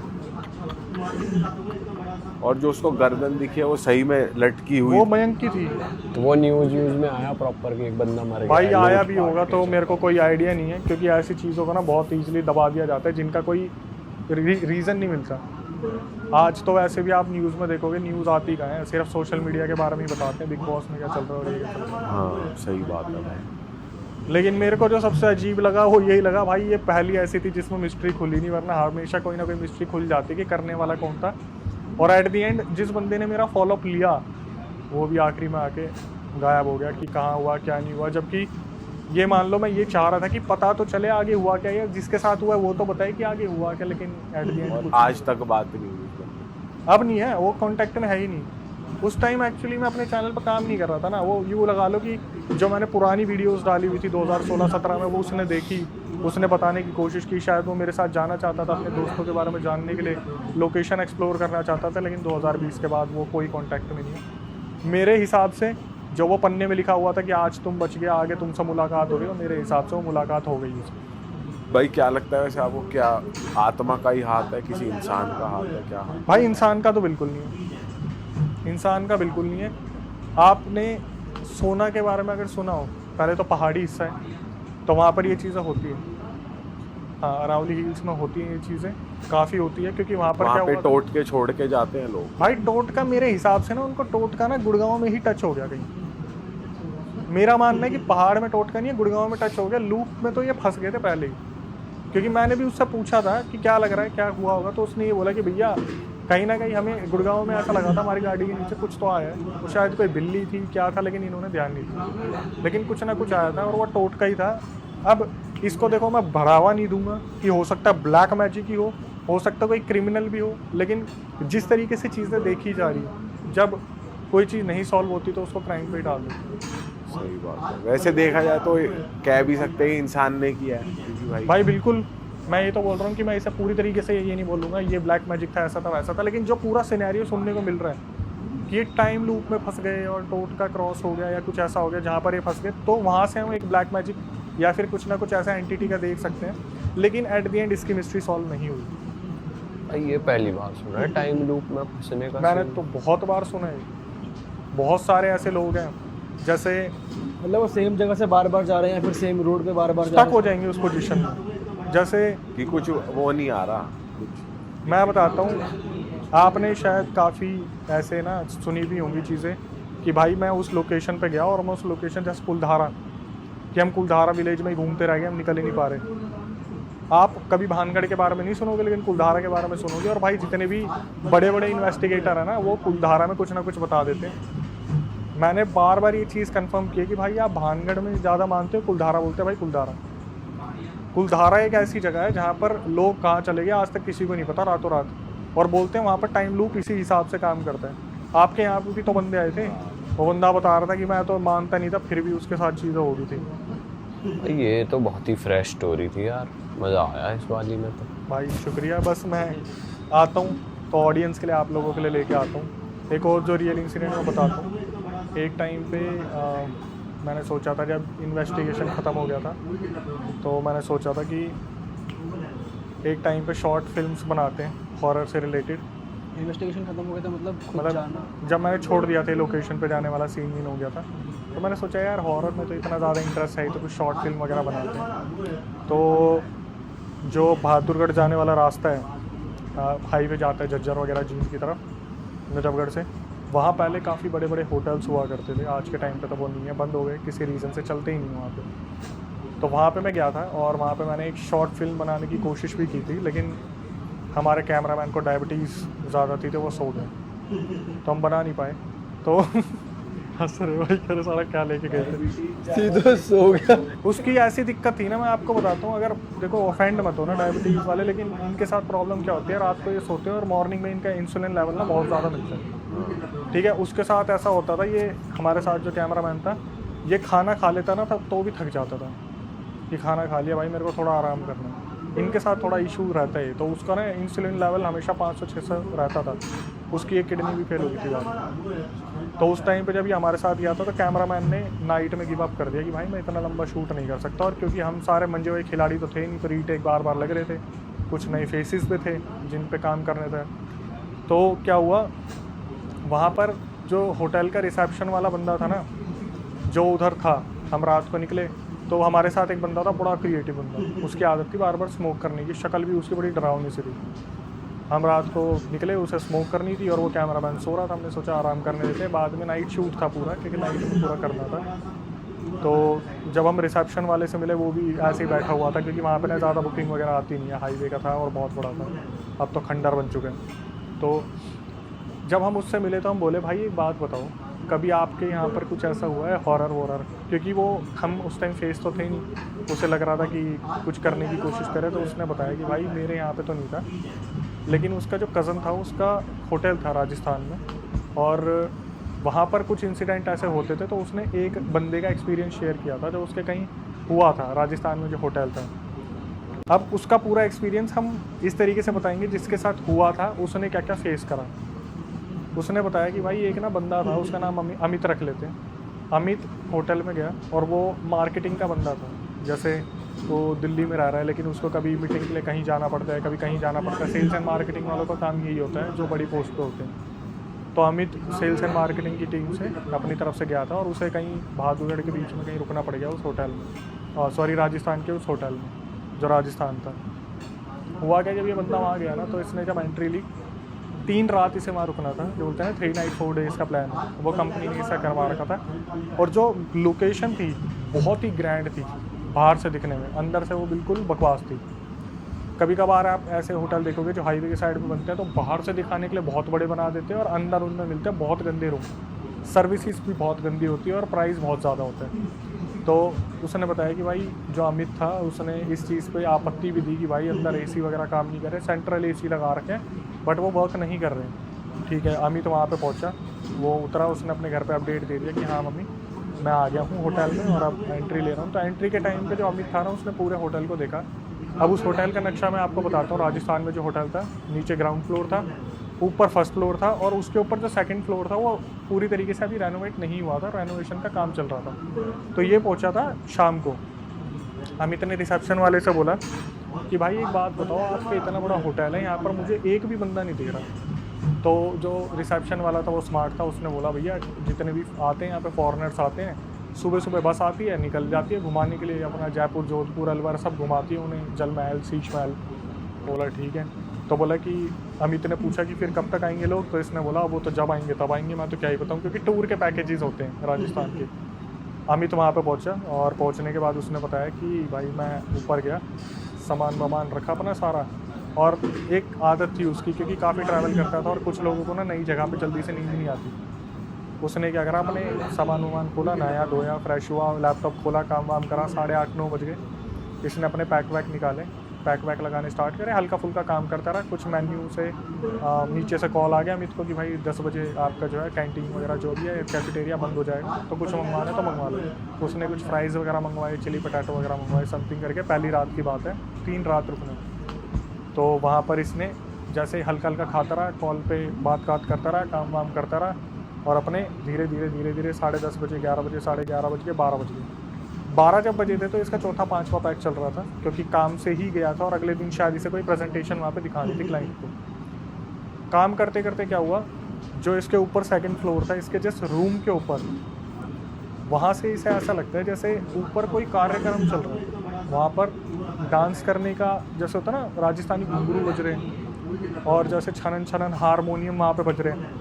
इसके दिमाग में आता है यार ऊपर कुछ ना कुछ काम वाम चल रहा है या डांस वांस चल रहा है, कुछ तो है। लेकिन ये ड्रंक होता है, सोचता है यार मैंने ज़्यादा तो नहीं पी ली। तो जब 12 सवा 12 के बीच का टाइम आता है तो वो आवाज़ बहुत तेज़ होना स्टार्ट हो जाती है। ये क्या करता है, रूम से बाहर निकलता है और सो बोलता है साला रिसेप्शन वाले ने काट दिया मेरा, कि ऊपर पूरा फॉरेनर्स का प्रोग्राम कर रखा और मेरे को इंडियन होने की वजह से शायद बताया नहीं इसने। ये जाता है भाई लड़खड़ाता हुआ, सीढ़ियाँ पकड़ता हुआ। इसने लगा लिए थे अच्छे खासे 5-6 पैक टाइट वाले, सोने की तैयारी में ही था। ऊपर जाके देखता है तो गेट होता है, गेट पे की होल होता है, की होल के साइड में देखता है ना उस तरफ, तो इसे दिखता है एक औरत जिसका पूरा प्योर वाइट फेस, उसके यहाँ तक उसने घूंघट ओढ़ रखा है और साइड में भाई साहब हारमोनियम वाले बैठे हुए हैं और वहाँ पे नृत्य चल रहे हैं। अच्छा खासा नृत्य चल रहा है, घुंघरू बजने की आवाज़ आ रही है, डांस वगैरह चल रहा है, सब कुछ। भाई ये बंदा सोचता है कि यार अंदर तो प्रोग्राम चल रहा है और मेरे को नहीं बताया। इसने क्या करा, डोर नॉक करा 3-4 बार कि मेरे को भी आना है, मेरे को भी आना है। नशे में तो था। हुआ क्या, इसने डोर नॉक करा और वहाँ से इसको बस इतना दिखा, एकदम से ब्लैकआउट हो गया और उस रूम में कोई नहीं। वहाँ पर से सब गायब हो गए। तो इसे लगा मुझे हेल्यूसिनेशन हुए हैं, मैंने ज़्यादा पी लिए। ये अपने फ्लोर पे आता है, एक छोटा पैक बना के सो जाता है कि अब सुबह उठूँगा। सुबह उठता है, अपने प्रेजेंटेशन के लिए जाना था। उसने बताया कि कहीं पता नहीं राजस्थान के आसपास कोई जगह होगी, मेरे को नाम भी याद नहीं आ रहा, वहाँ पे क्लाइंट की नीमराना पता नहीं क्या था, वहाँ पर कुछ था इसका फैक्ट्री वगैरह, नई इंडस्ट्रियल बसी थी वहाँ पे, चाइनीज़ जापानीज़। वहाँ पर पहुँचा, प्रेजेंटेशन दी, लेकिन पूरे टाइम में इसके दिमाग में यही चल रहा था कि यार कल रात को मेरे साथ हुआ क्या है। इसने बताया जब ये सुबह आ रहा था तो ये रिसेप्शन वाले से मिला था, ठीक है। रिसेप्शन वाला जो बता रहा है, उसने बताया कि अमित भाई साहब मेरे पास आए और वो बोलते हैं कि भाई रात को ऊपर डांस वांस चल रहा था, आपने मुझे बताया नहीं। तो ये भी स्मार्ट था, इसने बोला सर आपने ड्रिंक की थी, क्योंकि आते टाइम इसने देख ली थी बैग में ड्रिंक वगैरह रखी। तो बोला हाँ ड्रिंक तो की थी मैंने। बोला सर आपको ऐसा लगा होगा ऊपर कुछ नहीं, आप ऊपर देख लो। तो उसने ऊपर देखा तो सही में 1-2 कमरे बने थे, जिस कमरे पे ठक ठक कर रहा था वहाँ मिट्टी सीमेंट के बोरे वगैरह रखे हुए थे। इसने बोला मेरे ही चढ़ गई होगी ज़्यादा। लेकिन बोलते हैं ना कि आपके साथ कुछ हुआ है तो वो आपके दिमाग में घर कर जाते हैं। वो उसके दिमाग में घर कर गया था कि कल रात को मैंने कुछ देखा है। मतलब वो कंफ्यूजन में आ गया कि भाई कुछ तो हुआ है, पता नहीं क्या हुआ। और बुरी तरीके से था कंफ्यूजन में। तो गड़बड़ है भाई लड़की दिखी ना, लड़की दिखी, बात ये है। अब ये पहली रात इसकी गुजर गई, दूसरी रात ये आता है वापस और रात को पहुँचता है क्लाइंट के वहाँ से अपने 9:30-10 बजे एंट्री लेता है और दिमाग में वही चल रहा होता है कि अगर आज रात भी अगर गेट बचा तो आज मैं तोड़ के घुस जाऊँगा, आज कुछ भी हुआ तो मैं तोड़ के घुस जाऊँगा अंदर। अपने पैक वैक लगाना शुरू करता है। 12 बजे का वेट होता है, 12 बजे 12, 1, 2, 3, 4, 5, 6, 12-6 पे अचानक से फिर वही म्यूज़िक वगैरह स्टार्ट हो जाता है। ये बोलता भाई मेरा पपलू का हट रहे हैं, मेरे साथ कुछ ना कुछ तो ये गड़बड़ कर रहे हैं, ये मेरे को ही इन्वॉल्व नहीं कर रहे इस चीज़ में। और ऊपर कई अच्छी खासी पार्टी वार्टी चल रही है, डेली प्रोग्राम हो रहा है, मुझे नहीं पता। हाँ ये इसको नहीं बता रहे और वहाँ पे हो रहा है और पक्का कोई ना कोई जश्न का माहौल चल रहा है। ये सोचता है आज मैं जाऊँगा और दरवाज़ा तोड़ दूँगा, कुछ भी हो जाए आज मेरे को करना है। थोड़ी सी हिम्मत लाता है कि यार ऊपर जाऊँगा, अगर ऐसे कुछ काम करूँगा तो थोड़ी हिम्मत होनी चाहिए। 4 पैक और मार लेता टाइट से बैक टू बैक। ये होता है ना कि कल जल्दी से प्रोग्राम ख़त्म ना हो जाए, फटाफट पहुँचना भी है, जल्दी मारो खींच के पैक। बैक टू बैक में एनर्जी भी रहती है, चल आ जाती है एनर्जी। एक टाइम पे ऐसे हो जाती है लड़खड़ा के गिर जाएगा बंदा, हिट होती है ना एकदम से। ये ऊपर पहुंचा और हिल रहा है पूरा, उधर से की होल से देख रहा है और भाई आज वो लड़की अलग ड्रेसअप में है और वो ड्रेसअप बहुत अच्छा है। बस इतना फेस दिख रहा है, वो डांस कर रही है जैसे होता है कोई नृत्य चल रहा है पुराने टाइम का राजस्थान का। और साथ पता चल रहा है कि ये लड़का उस लड़की के प्यार में पड़ चुका है पूरी तरीके से, कि मेरे को ये चाहिए, मैंने ये देख ली, कम से कम मुझे चेहरा तो दिखा दो। आपने भी कभी ये चीज़ ऑब्जर्व की होगी कि ऐसा होता है ना, कोई चेहरा दिख के चला गया, तो कौन था, पूरा दिखा नहीं ना चेहरा, उसको ये होता खटखटाता है 2-4 मिनट, अचानक से वो जो औरत है इसकी तरफ देखती है, इतना फेस होता है, और वो बस यूँ हाथ मारती है सामने से और सारा ब्लैकआउट। भाई ये बंदा परेशान हो जाता है, ये गलत है, ये इन्होंने पीछे भी दरवाज़ा बना रखा है और ये पीछे से निकल जाते हैं जब तक मेरे नशे बहुत ज़्यादा हो जाते हैं। अब क्या हुआ, ये अगले दिन वापस आके सो जाते हैं और सुबह उठ के रिसेप्शन वाले को ढूंढ रहा होता है कि आज पकड़ूंगा इसे। उस दिन रिसेप्शन वाला छुट्टी पे, तो ये अपने गुस्से में होता है कि सारा कोई नहीं, आज दूसरी रात तो है, तीसरी रात भी तो रुकना है, आऊँगा जब देखूंगा रिसेप्शन वाले को। अपनी कंपनी में प्रेजेंटेशन देने गया, वहाँ पर इसने प्रेजेंटेशन की तबाही मचा दी, क्योंकि रात को पी इतनी रखी थी, दिन में इसने प्रेजेंटेशन ढंग से दी नहीं। ये अपने वहाँ से आया और खूब गुस्से में, इस वाला रिसेप्शन वाला मिल जाए, बताऊँगा उसे अच्छे से। वहाँ पे आने के बाद देखा रिसेप्शन वाला छुट्टी पे है, वो आया ही नहीं। तो आज ये जो नौकर चाकर हो रहे हैं, यही एंट्री करवा रहे हैं, बस एंट्री का काम हो रहा है और अकाउंटेंट पैसे काट रहा है। ये गुस्से में आते हैं और ये सोचता है भाई आज मेरे को वो लड़की चाहिए, आज चाहे मेरे को दरवाज़ा तोड़ना पड़े, हथौड़े लेके आज मैं घुसूंगा अंदर। ये बोलता है आज मैं लिमिटेड पीऊँगा, आज मेरे को देखना है कि अंदर चल क्या रहा है। भाई शायद रिसेप्शन वाले को तो ऑलरेडी पता था वहाँ चल क्या रहा है, लेकिन होता है ना कि कुछ राज ही रहे तो ज़्यादा अच्छा है। ये बंदा आराम से अपने कमरे में जाता है, 10:30 का टाइम होता है और इसके दिमाग में यही चल रहा होता है, 12-12:30 बजे हल्के हल्के पैक ले रहा होता है और दिमाग में ये चल रही होती है, बस आवाज़ आए म्यूज़िक की। 12 बज गए, 12:10, 12:20, 12:30, कोई आवाज़ नहीं। इसको आ जाता है खुंदक कि साला आज मेरी आखिरी रात है, तो आज आज नहीं है प्रोग्राम, आज मैं मतलब लास्ट नाइट है और आज ही इन्होंने अपनी एस्थेसी करवा ली। ये भाई 1-2 बजे तक वेट करता है और धीरे धीरे पैक मारता रहता है। फिर वो हैवी हो जाती है कि भाई अब इंतज़ार का गुस्सा पी लेता है, बोलता है अब मैं खुद जाके देखूँ कि आज क्यों कुछ नहीं हो रहा। ये बाहर निकलता है, आसपास देखता है, कोई नहीं, कुछ नहीं, सब शांत, ऊपर भी कुछ नहीं हो रहा। ये जाता है ऊपर की होल की तरफ से देखता है, इसे दिखता है कि लाल पर्दा, रेड कर्टेन सामने रखा हुआ है, कुछ नहीं हो रहा, बिल्कुल शांति है। भाई इसका दिमाग घूम जाता है, ये देखता रहता है कि अब पर्दा हटेगा, पर्दा हटेगा, पर्दा हटेगा। इसे बस ऐसा लगता है जैसे ना पर्दा ऊपर नीचे हुआ या लेफ़्ट राइट हुआ, बस ऐसा लगता है, बस कि जैसे होता है ना टक हल्का ऐसे हिल रहा है। ये देखता है कुछ भी नहीं हो रहा, ये अपने कमरे में वापस आता है। भाई ये कम से कम 3 बजे तक जगा रहता है कि कुछ होगा, कुछ भी नहीं होता। अपने कमरे में वापस आया, आने के बाद ये बंदा सो गया। अगले दिन अपने सारे बैग उठाए, जब जाने की बारी हो रही थी रिसेप्शन वाले के पास पहुंचा जो बताने वाला है, उससे बोला सच बता दे क्या चल रहा है यहाँ पे, मेरे से क्या छुपा रहे हो तुम? इससे पहले कि मैं यहाँ पे हंगामा मचा दूँ कि तुम रात को यहाँ पे कोई रैकेट चला रहे हो या फिर तुम फॉरेनर्स को स्पेशल सर्विसेज प्रोवाइड कर रहे हो, तुम क्या कर रहे हो। भाई वो रिसेप्शन वाला बोलते हैं सर आपने ड्रिंक कर रखी थी, मैं तो अवेलेबल भी नहीं था, ये था वो था, बहुत हंससे देने की कोशिश करता है। ये रिसेप्शन पर चिल्लाना शुरू कर देता है कि मेरे साथ बदसलूकी, मैं क्या अलग था, मैं भी तो तुम्हारे होटल का गेस्ट था, ये था वो था। वो बंदा बोलता है, जब देखता है ना हंगामा हो रहा है, वो बोलता है सर आप बाहर चलो, मैं आ रहा हूँ, मैं आता हूँ, डिस्टर्ब मत करो, दूसरे बंदे भी हैं, मुश्किल से 4 लोग आते हैं, उनके सामने भी आप यही ड्रामे करोगे तो फिर तो हो गया। भाई ये बंदा बाहर गया, फिर रिसेप्शन वाले ने इसे बताया पूरा राज कि सर जो ये लोकेशन है ना जिस पे पूरा होटल बना हुआ है, आज से 150-200 पहले यहाँ पर राजा रहा करते थे, उनकी पूरी प्रजा रहा करती थी। वक्त के साथ ये सब कुछ बदल गया, जैसे जैसे समय हुआ राजा का पूरा शासन हट गया, ये हट गया, वो हट गया।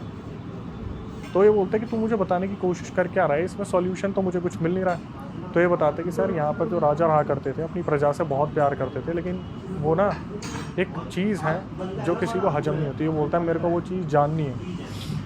अब ध्यान से सुनना, इसने बताया कि जो ये राजा था ना, इसकी एक लड़की थी, अपनी लड़की को ना आज तक इसने किसी से नहीं मिलने दिया, किसी से नहीं मिलने दिया। तो ये बोलते हैं लड़की थी, मिलने नहीं दिया, क्यों, बहुत सुंदर थी। बोला हाँ सर बहुत सुंदर थी। बोला वो लड़की मैंने देखी है। बोला सर आपने देखी होगी। तो बोला फिर मिलने क्यों नहीं दिया। बोला सर उस लड़की को ना एक बीमारी थी जिसकी वजह से उसने अपनी जान ले ली थी। तो बीमारी थी क्या, ऐसी कौन सी बीमारी थी जिसकी वजह से जान ले ली थी। तो वो बताता है कि सर वो जो लड़की पैदा हुई थी ना, वो लाल आँखों के साथ पैदा हुई थी। लाल आंखों के साथ पैदा हुई थी। जब उसके परिवार वालों ने उसे निकलने नहीं दिया तो उस लड़की ने अपनी जान दे दी। लाल आंखों उस लड़की की पूरी आंखें रेड थी। दैट मीन्स तीसरी रात जब ये इधर से देख रहा था, वो मरी हुई उसे उधर से देख रही थी।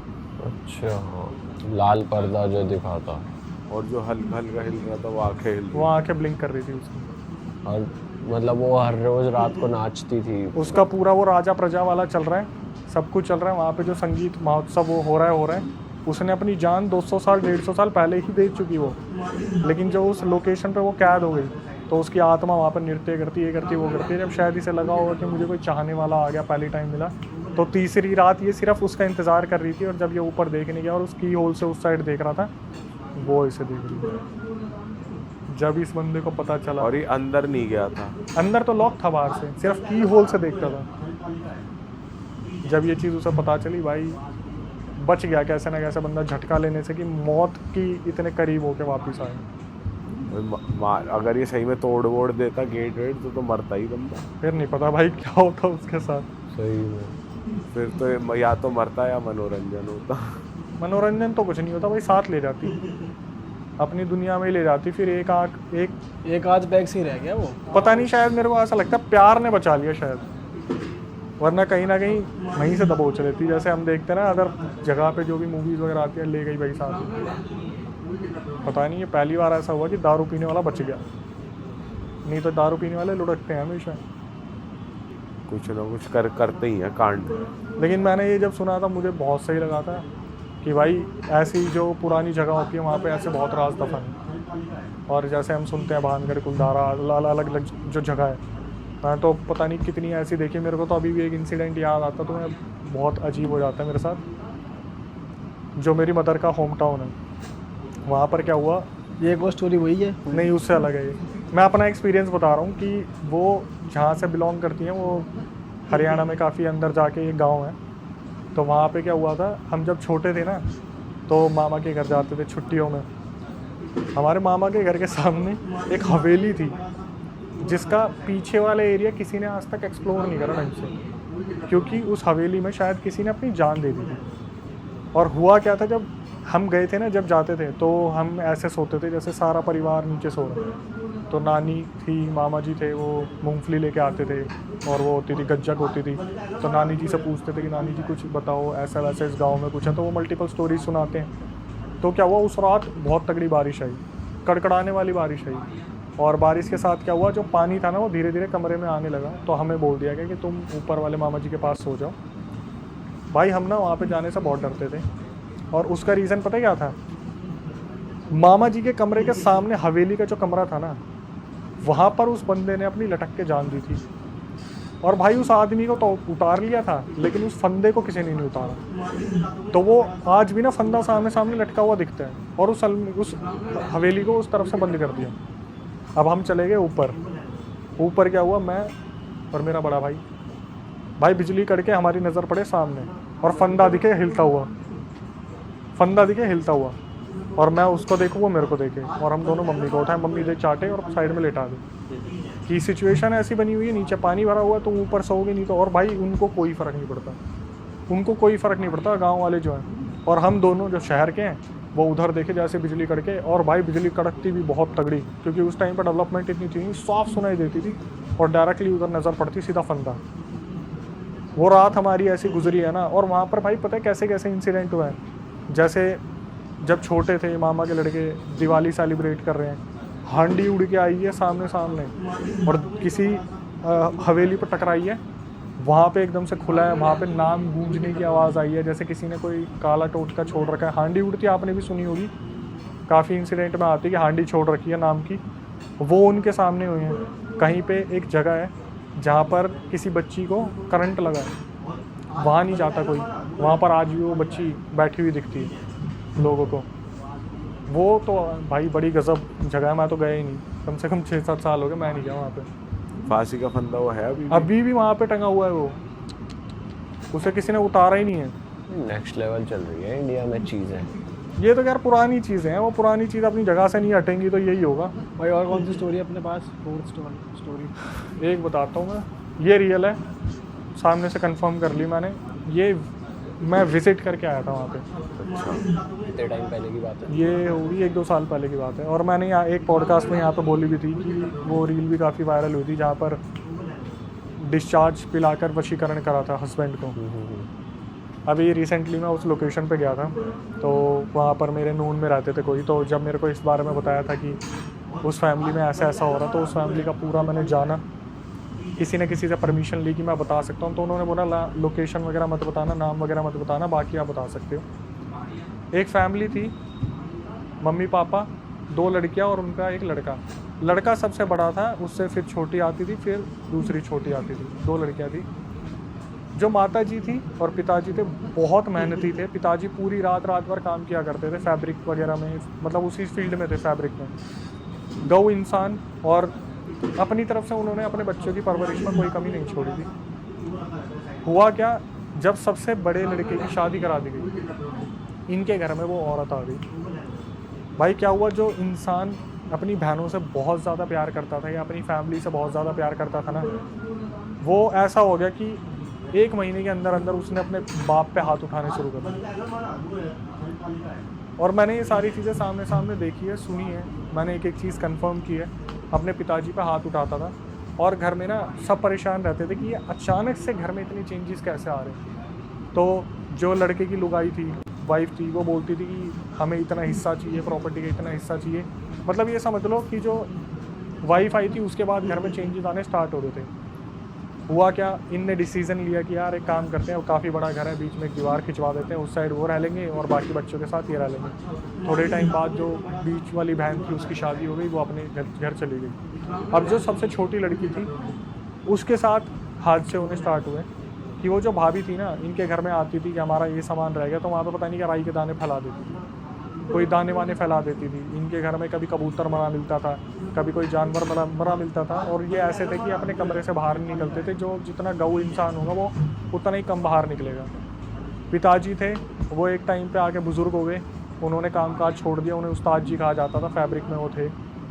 तो धीरे धीरे क्या हुआ, इनकी जो मम्मी थी, भाई उनकी जो मम्मी थी ना, उनकी हालत बद से बदतर होने लगी। धीरे धीरे उनकी तबीयत ख़राब होनी स्टार्ट हुई। उनको इन्होंने क्या करा, बेड पे लेटा दिया। इनके काफ़ी ट्रीटमेंट और ऑपरेशंस वगैरह होते थे और चेकअप होते थे। चेकअप में कुछ भी नहीं आता था कि इनके अंदर कुछ है या नहीं है, कुछ भी नहीं आता था। लेकिन उस औरत जो औरत थी भाई, वो अपनी तरफ से सब कुछ करती रहती थी, सब कुछ करती रहती थी। पता नहीं कभी घर में कुछ मिल रहा है, कभी हल्दी पड़ी मिल रही है, कभी जो होते सिंदूर पड़ा मिल रहा है, राई के दाने, ये लौंग वगैरह बहुत कॉमन है। क्यों आने की ज़रूरत नहीं थी, बस साइड से फेंक दो, क्योंकि छत भी सेम है ना इनकी, बस दीवार खिंचवा के घर में फेंक दो, वो वाला सीन था। ये क्या करते थे, झाड़ू से बाहर निकाल दिया। और कौन निकालता था, मम्मी जी निकालती थी। तो क्या हुआ, ये बेड पे आ गई। और बेड भी उस टाइम पे ना भाई वैसे नहीं होते थे जो फट्टे वाले होते हैं ना, उस टाइम वो चारपाई टाइप ज़्यादा होते थे। वो चारपाई जो रस्सी से बनती है ना, तो वो थी। तो क्या हुआ, इनकी मम्मी क्या करती थी, थोड़ा बहुत काम करा, थक गई, अपने चारपाई पे लेट गई, ठीक है। तो इन्होंने काफ़ी टाइम से ऑब्जर्व करा कि यार जो आंटी जी है ना, वो चारपाई छोड़ ही नहीं रही, मतलब सफाई करनी भी बंद कर दी। सबसे छोटी लड़की है वो कर रही है, सफाई वफाई बंद कर दी, बिल्कुल ऐसी चारपाई पे लेटी रहती थी। उन्हें हफ्ते से ऊपर हो गया, वो बस चारपाई पे लेटी लेटी खा लेती थी। बहुत ज़्यादा एजिड हो रही थी, धीरे धीरे खा रही थी, हल्का बहुत, मतलब ऐसा हो गया था कि हालात बहुत बद से बदतर हो गए थे। और इन्होंने दूसरी चीज़ों पे छोड़ ही दिया था कि दूसरी ऐसी कोई चीज़ है।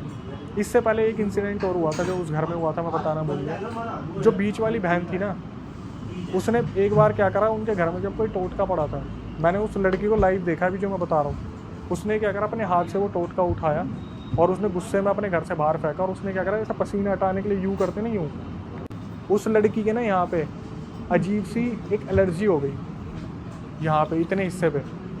उसकी दवाइयाँ दे दे के उस एलर्जी को रोका गया। जो एलर्जी आज तक नहीं रुकी हुई है, उसका इतना बड़ा ना ऐसा घाव सा निशान है यहाँ पे, मैंने देखा सामने।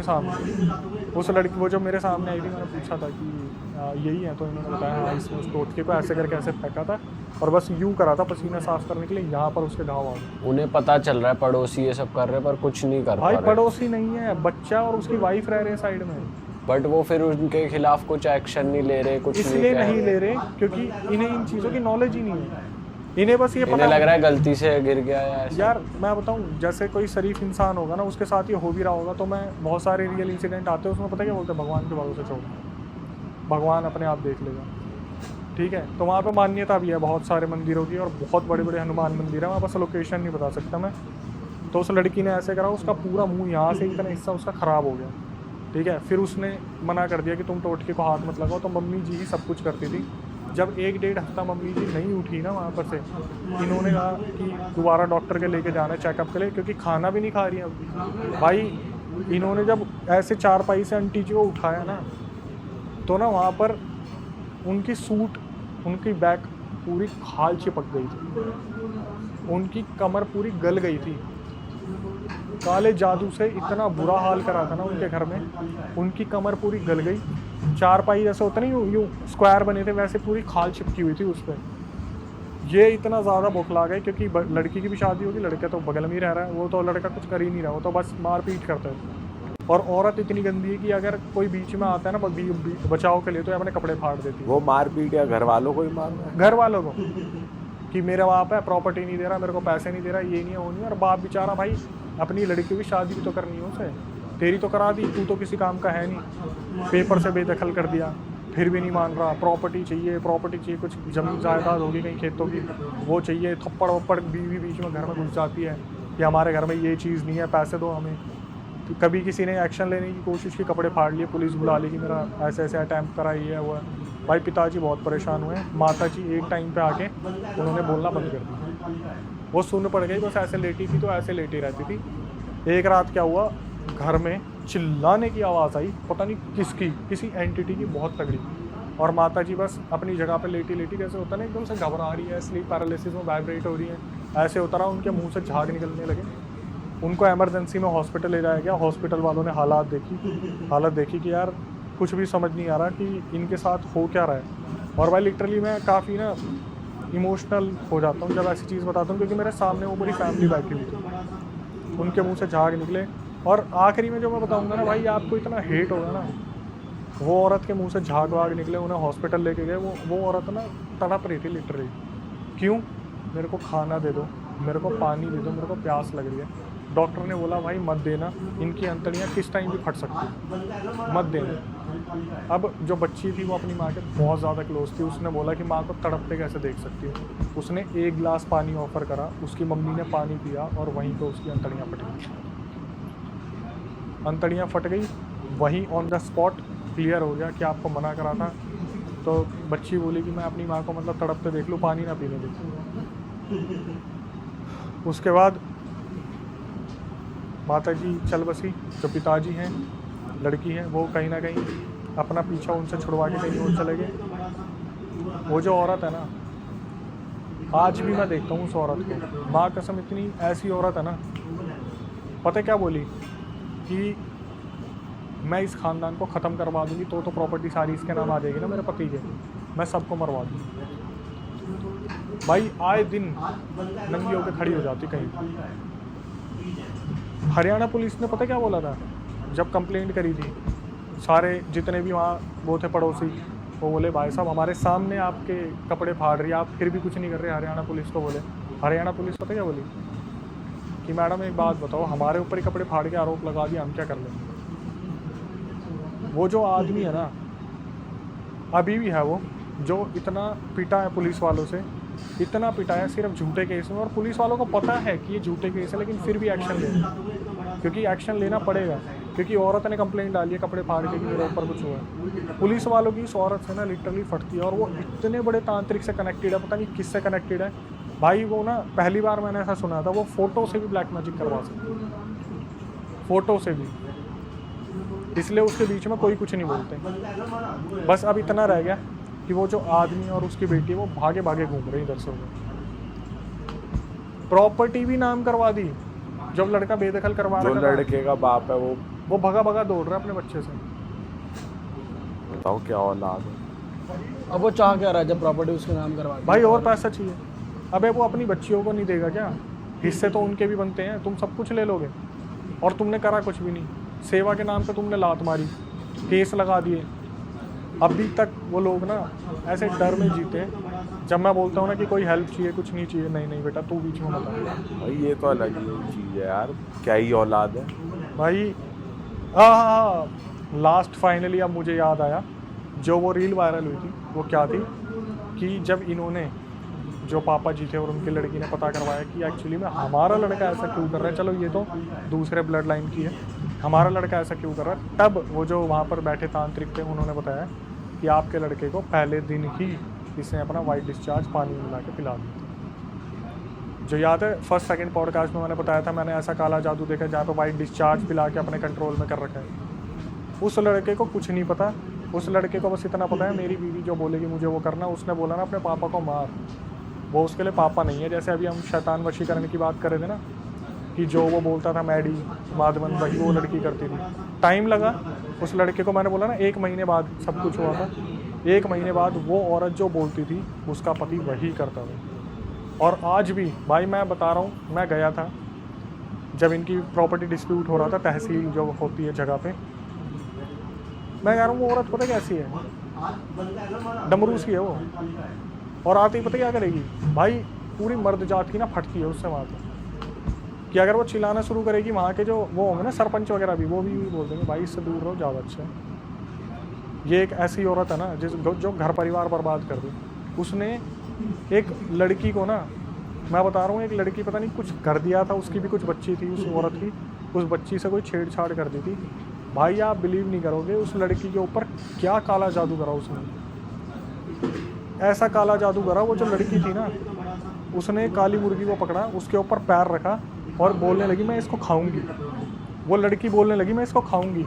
और वो पता किस मोहल्ले में थी, जहाँ पर मुर्गियों को पूजा जाता है, उनको अपने पास पाला जाता है। वो पूरा मोहल्ला उस लड़की को मारने के लिए आ गया था। बाद में पता चला इस लड़की के ऊपर कुछ कर रखा है जिसकी वजह से ये हरकत कर रही है। नेक्स्ट लेवल चीज़ें हो रही है यार, क्या हो रहा है इंडिया में। मैं बोलता रहा हूँ कि मैं बस बता नहीं सकता, कुछ आइडेंटिटी नहीं खोल सकता कि लोग वहाँ पहुँच जाएंगे, लेकिन आज भी वो परिवार परेशान है। धमकियों भरे फ़ोन आ जाते हैं, कहीं से भी नंबर निकाल लेंगे, धमकी भरी चीज़ें होती रहती है सब। और ये भी भाई असली में ही होता है जो इशारों पे चल रहा है आदमी। ये तो आपने बहुत बार सुना होगा, कितने मॉम डैड बोलते नहीं है ये हमारा लड़का तो अब हमारे हाथ में रहा ही नहीं है, तो पता नहीं किसके बोलने पे चल रहा है। वही वाला सीन है। जब सोचो यार बगल वाले घर में है और अपना ही बच्चा कैसे अलाउ करेगा, तुम मेरी बहनों के ऊपर तंत्र करते हो, जिसने अपनी बहन और अपने माँ बाप के साथ इतना अच्छा टाइम बिताया, उसकी मम्मी उसके सामने चली गई यार, वो बंदा हॉस्पिटल में देखने भी नहीं आया, कमर गल गई पूरी की पूरी। जब ये हुआ था कमर गलने वाला, तो ये लोग गए थे कि ऐसे ऐसे हमारे घर में ये सब कुछ हो रहा है। तो जो पंडित थे उन्होंने बोला सुंदरकांड का पाठ चलाओ सब ठीक हो जाएगा। इन्होंने सुंदरकांड का पाठ चलाया, कुछ टाइम तक सब चीज़ें ठीक रही, आंटी जी थोड़ा उठती थी, बात भी करती थी, इन्हें लगा सब कुछ ठीक हो गया, इन्होंने सुंदरकांड का पाठ बंद कर दिया। ये जो हर बंदे से गलती होती है वो इन्होंने कर दी वो गलती, जिसकी वजह से ये चीज़ें कंटिन्यू हो रही और आखिरी में अभी तक भी ये चीज़ें ख़त्म नहीं हुई।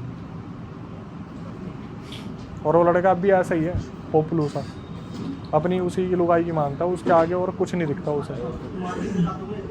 अगर वो वशीकरण हो रखा है फिर तो वो उससे कंट्रोल में है। जैसे पिताजी बोलते हैं ना कि मैं लुगाई से बात नहीं करूँगा, मतलब तू तो उसकी बीवी है, तेरे से मेरा क्या मतलब है, मेरा तो अपने लड़के से मतलब है ना। लड़का पता है क्या बोलता है, यही सारे फैसले लेती है, आज आगे तू बात कर ले, मैं आराम से बैठ जाता हूँ। लड़का बैठ जाता है आराम से, लुगाई बोलती रहती है। ये तो पूरा घर का सिस्टम हिल गया, बर्बाद हो गया पूरा, सिर्फ एक शादी की वजह से। मैं सिर्फ यही बोलता हूँ उन अंकल को, अंकल आप कहाँ से ढूंढ के लाए थे? बोले भाई कोई बिचौलिया था, करवा दिया इससे। भाई पहले पता भी तो नहीं लगा पाता ना इंसान। भाई ऐसे कितनी बार मेरे पास पता है ऐसे रियल इंसिडेंट आते हैं जो मैं अपने चैनल पे बता सकता हूँ, इसलिए मैं यहाँ पे बताऊँगा नहीं, कि वहाँ पर बंदे पता क्या बोलते हैं कि अक्षय भाई जैसे लव मैरिज बहुत होती है, ठीक है। अभी एक इंसिडेंट आया था, उसका मैं थोड़ा सा क्रिस्प बता देता हूँ ऊपर का। उसमें क्या हुआ था, एक लड़का 2012 में एक लड़की से मिला कॉलेज में, उसे प्यार हो गया उससे, और 2014 में वो बंदा कनाडा चला गया। 2016-17 में वो लड़की उसे कांटेक्ट करती है कि हम ऐसे ऐसे कॉलेज में मिले थे। ये लड़का उससे बहुत प्यार करता था, कनाडा में जब था तो भी ये इंडिया मतलब चंडीगढ़ का लड़का बहुत प्यार करता था उससे। तो इसने क्या करा, इसके जो चंडीगढ़ वाले के पेरेंट्स हैं ना लड़के के, वो हमेशा बोलते थे बेटा ठीक है तू लव मैरिज करने जा रहा है, बट कम से कम सामने वाली की जो लड़की है उसकी फैमिली को तो एक बार परख लेते हैं, चेक कर लेते हैं। और लड़का हमेशा पता क्या बोलता रहा, मम्मी मैं उससे लड़की से मिला हुआ हूँ, आप टेंशन मत लो, हमें तो उससे मतलब है, हमें उसकी फैमिली से मतलब थोड़ी ना। और हर कोई यही बोलता है ना, हमें तो लड़की चाहिए 2 कपड़ों में। आखिर में ऐसी तैसी हुई ना उस लड़के की। उस लड़के ने पता क्या बोला, अक्षय भाई हाथ जोड़ के बोल रहा हूँ, जब शादी करो ना तो सामने वालों का पूरा बैकग्राउंड चेक कर लो। ये जो प्यार मोहब्बत की गलतियाँ होती है ना, आगे जाके साला बहुत इंसान पछताता है वो। भाई परखना तो चाहिए सामने वाली फैमिली को पूरा ही, मतलब सिर्फ लड़के वाले नहीं, लड़की वाले भी परखने चाहिए कि भाई अगला। किसी का भी एग्जाम्पल ले लो, आप XYZ यहाँ सारे हम भाई बैठे हैं, आप किसी लड़की को पसंद करते हो, आपने उसको कमिटमेंट दे रखा है, उसने आपको कमिटमेंट दे रखा है, आपको तो मतलब उससे होगा ना। आप ये थोड़ी ना बोलो बार बार बोलोगे तेरी फैमिली में कौन क्या क्या करता है, कितने टाइम से क्या क्या कर रहा है, आप एक बार पूछ लोगे, 2 बार पूछ लोगे। और आप अगर उसकी फैमिली में जाओगे, वो तो ये बोलेगा आपने तो हमारी लड़की देख ही रखी है, आपने तो हमारी लड़की तो आपकी लड़की होगी बस सब। तो आप उनसे पूछोगे भाई साहब आप क्या करते हो, ये बुजुर्ग आदमी क्या करते थे पहले के टाइम पे। भाई पहले तो पूरी जांच। बट ये तो अब भी होता है, घर वाले तो पूछते ही हैं कि सामने वाला क्या करता है, मतलब थोड़ी अरेंज में। लव में नहीं होता ये आजकल, लव में तो सीधा वही लड़की से मतलब है, कर लो। लड़का लड़की आपस में पूछते हैं, फैमिली वाले भाई साहब और खाओगे, अबे तेरे को पहली मीटिंग में ही खिला दिया। अभी हाँ गुड़गांव का किस्सा आया एक, उसमें क्या हुआ, मेरे पास एक लड़की ने जैसे इंक्वायरी आती है ना कि अक्षय सर मुझे पता करवाने, मेरे ऊपर कुछ ऐसा है तो नहीं। भाई साहब मैं देखा मेरे तोते उड़ गए। मैं बताओ यार किस हद तक क्या चल रहा है। क्या था, गुड़गांव में कोई कंपनी थी और उसमें वो लड़की काम कर रही थी, काम करते हुए उसे 1-1.5 साल हो गया था। उस कंपनी को जब से इसने ज्वाइन करा है ना भाई, इसकी फाइनेंशियल सिचुएशन ही बिगड़ेगी। पैसे बहुत अच्छे मिल रहे हैं वहाँ से, लेकिन फाइनेंशियल सिचुएशन बिगड़ेगी। और मैं उसकी कंपनी को देख के बोलता था यार बताओ ड्रीम कंपनी में काम कर रही है, हर महीने पार्टी हो रही है, हर हफ्ते बाहर लेने जा रहे हैं, बॉस कितना चिल है, कूल है। और बॉस की भाई साहब यूँ ग्राफ बढ़ रहा है प्रगति का कि ये बॉस जा रहा है भाई साहब कभी थाईलैंड कभी बैंकॉक ट्रिप पे। क्या हुआ, उसने मेरे को बोला कि हमें पता करवाना है, कुछ आया नहीं है, पूरा ऑफिस परेशान चल रहा है, ऑफिस में प्रोसेस बहुत अच्छा चल रहा है, पैसे बहुत अच्छे बन रहे हैं, लेकिन जो एम्प्लॉयज़ है ना वो सारे कुएं के मेंढक नहीं बन गए कि चाह के भी बाहर नहीं जा पा रहे हैं। सबकी हालत ऐसी। मैंने बोला ठीक है आप दो फोटो एक बार चेक करवाते हैं। भाई एट दी एंड ऐसी चीज़ निकली ना, जो चेक करने वाले वो पता क्या बोले, इनका जो बॉस है इनको जो पार्टी देता है ना, पार्टी की मिठाई में साला काला जादू करके देता है। जितने भी एम्प्लॉयज़ हैं उनका सारा वेल्थ अपनी तरफ खींच रहा है, सारा ट्रेजर, और वो आगे बढ़ रहा है। जितने भी एम्प्लॉयज़ हैं सब माइनस में जा रहे हैं। किसी का 1 लाख का पैकेज है, किसी का 80,000 का पैकेज है, किसी का 1-20 का पैकेज है। लेकिन बॉस क्या कर रहा है, सबको जो मिठाई देता है, जितने भी सारा सामान बढ़ रहा है, सब में ब्लैक मैजिक कर रहे हैं। एम्प्लॉयज़ ना तो छोड़ते ना कंप्लेंट करते, ओवर टाइम भी कर रहे हैं 3-3 4-4 घंटे, तो भी कंप्लेंट नहीं कर रहे। सोचो भाई किस लेवल पे है, बताओ लड्डू खिला के काम करवा रहे। बोल नहीं रहे कि किस लेवल पे चीज़ें चल रही है कि पूरा ऑफिस फंसा रखा है। और गुड़गांव का ऑफिस है। जब उसे पता चला लड़की को कि ऐसा हो रखा है, उसने छोड़ दिया। किसको यकीन दिलाएगी, वो खुद छोड़ दिया उसने। और ये नॉन कंपनी है वहाँ पे, ऐसा कुछ। हाँ अब देखो कितने कमेंट आएंगे। सोचो कंपनी का बॉस जिसके अंदर 100-200 एम्प्लॉय हैं, और वो मैं बोल रहा हूँ ग्राफ ऐसे जा रहा है उसका, जैसे बोलते हैं ना कि रियल इट पे कोई आया ये गया ग्राफ वो वाला सीन। वहां से फिर हमारे पास ये आई स्टोरीज। भाई यार ये तो नेक्स्ट लेवल चीजें चल रही है। पर आपको हम ऐसा लड्डू नहीं खिला रहे, आपका तो बढ़िया चल जाएगा। भाई देखो यहाँ पे आने के बाद जो प्यार मिला है, आपको हम लड्डू नहीं खिला रहे, आपको हम पानी पिला और वो पानी सब पी रहे हैं। लेकिन यहाँ पे आने के बाद जो सही में प्यार मिलता है ना भाई जनता से, और सही में यार रियल स्टोरीज जो आती हैं और जो आपका नेचर है, सही में यहाँ पे आने का मन करता है। पर बस यही होता है कि भाई आएंगे तो ऐसे चीज़ें लेके आएंगे ना। और भाई आप भी कभी डिसअपॉइंट नहीं करते ऑडियंस को, और आपकी डिमांड भी हमेशा भाई हर पॉडकास्ट के कमेंट में आपका नाम हमें देखने को मिल जाता है। तो जनता से भाई रिक्वेस्ट करेंगे कि अक्षय भाई के चैनल को सब्सक्राइब करें, यहाँ गोल बटन आ रहा है और डिस्क्रिप्शन में भी लिंक है। प्यार दे, पूरा सपोर्ट दे हमारे भाई को, और जिनके साथ रियल इंसिडेंट्स हो रखे हैं वो शेयर करना चाहते हैं वो अक्षय भाई को भेज सकते हैं। और बस ख़त्म करते हैं इस पॉडकास्ट को। जो भी व्यूअर्स है पॉडकास्ट देख रहे हैं, जिन्होंने पूरा पॉडकास्ट देखा ना, खासतौर से बच्चों ने, वो इन बातों को, इन कहानियों को दिल से मत लगाना, अपने ऊपर हावी मत होने देना। सुनो प्रोसेस करो ठीक है, लेकिन दिल से मत। Entertainment purpose only and awareness purpose only. आप थोड़ा ध्यान रखो इस चीज़ों में ज़्यादा मत और घुसो। मीठा भी बच के खाओ, हर किसी के हाथ। किसी का दिया मत लो भाई, दिया मत लो किसी का। पीयूष भाई दिख जाए भाई से ले लेना मीठा मीठा। पीयूष भाई जो दे किसी को मीठा, मैं तो आपको खिलाऊंगा मीठा। छीन और लेंगे पीयूष भाई। चलो दोस्तों, मिलते हैं, ख़त्म करते हैं इस पॉडकास्ट को। अपना ध्यान रखिए और bye bye. Bye bye, see you, take care.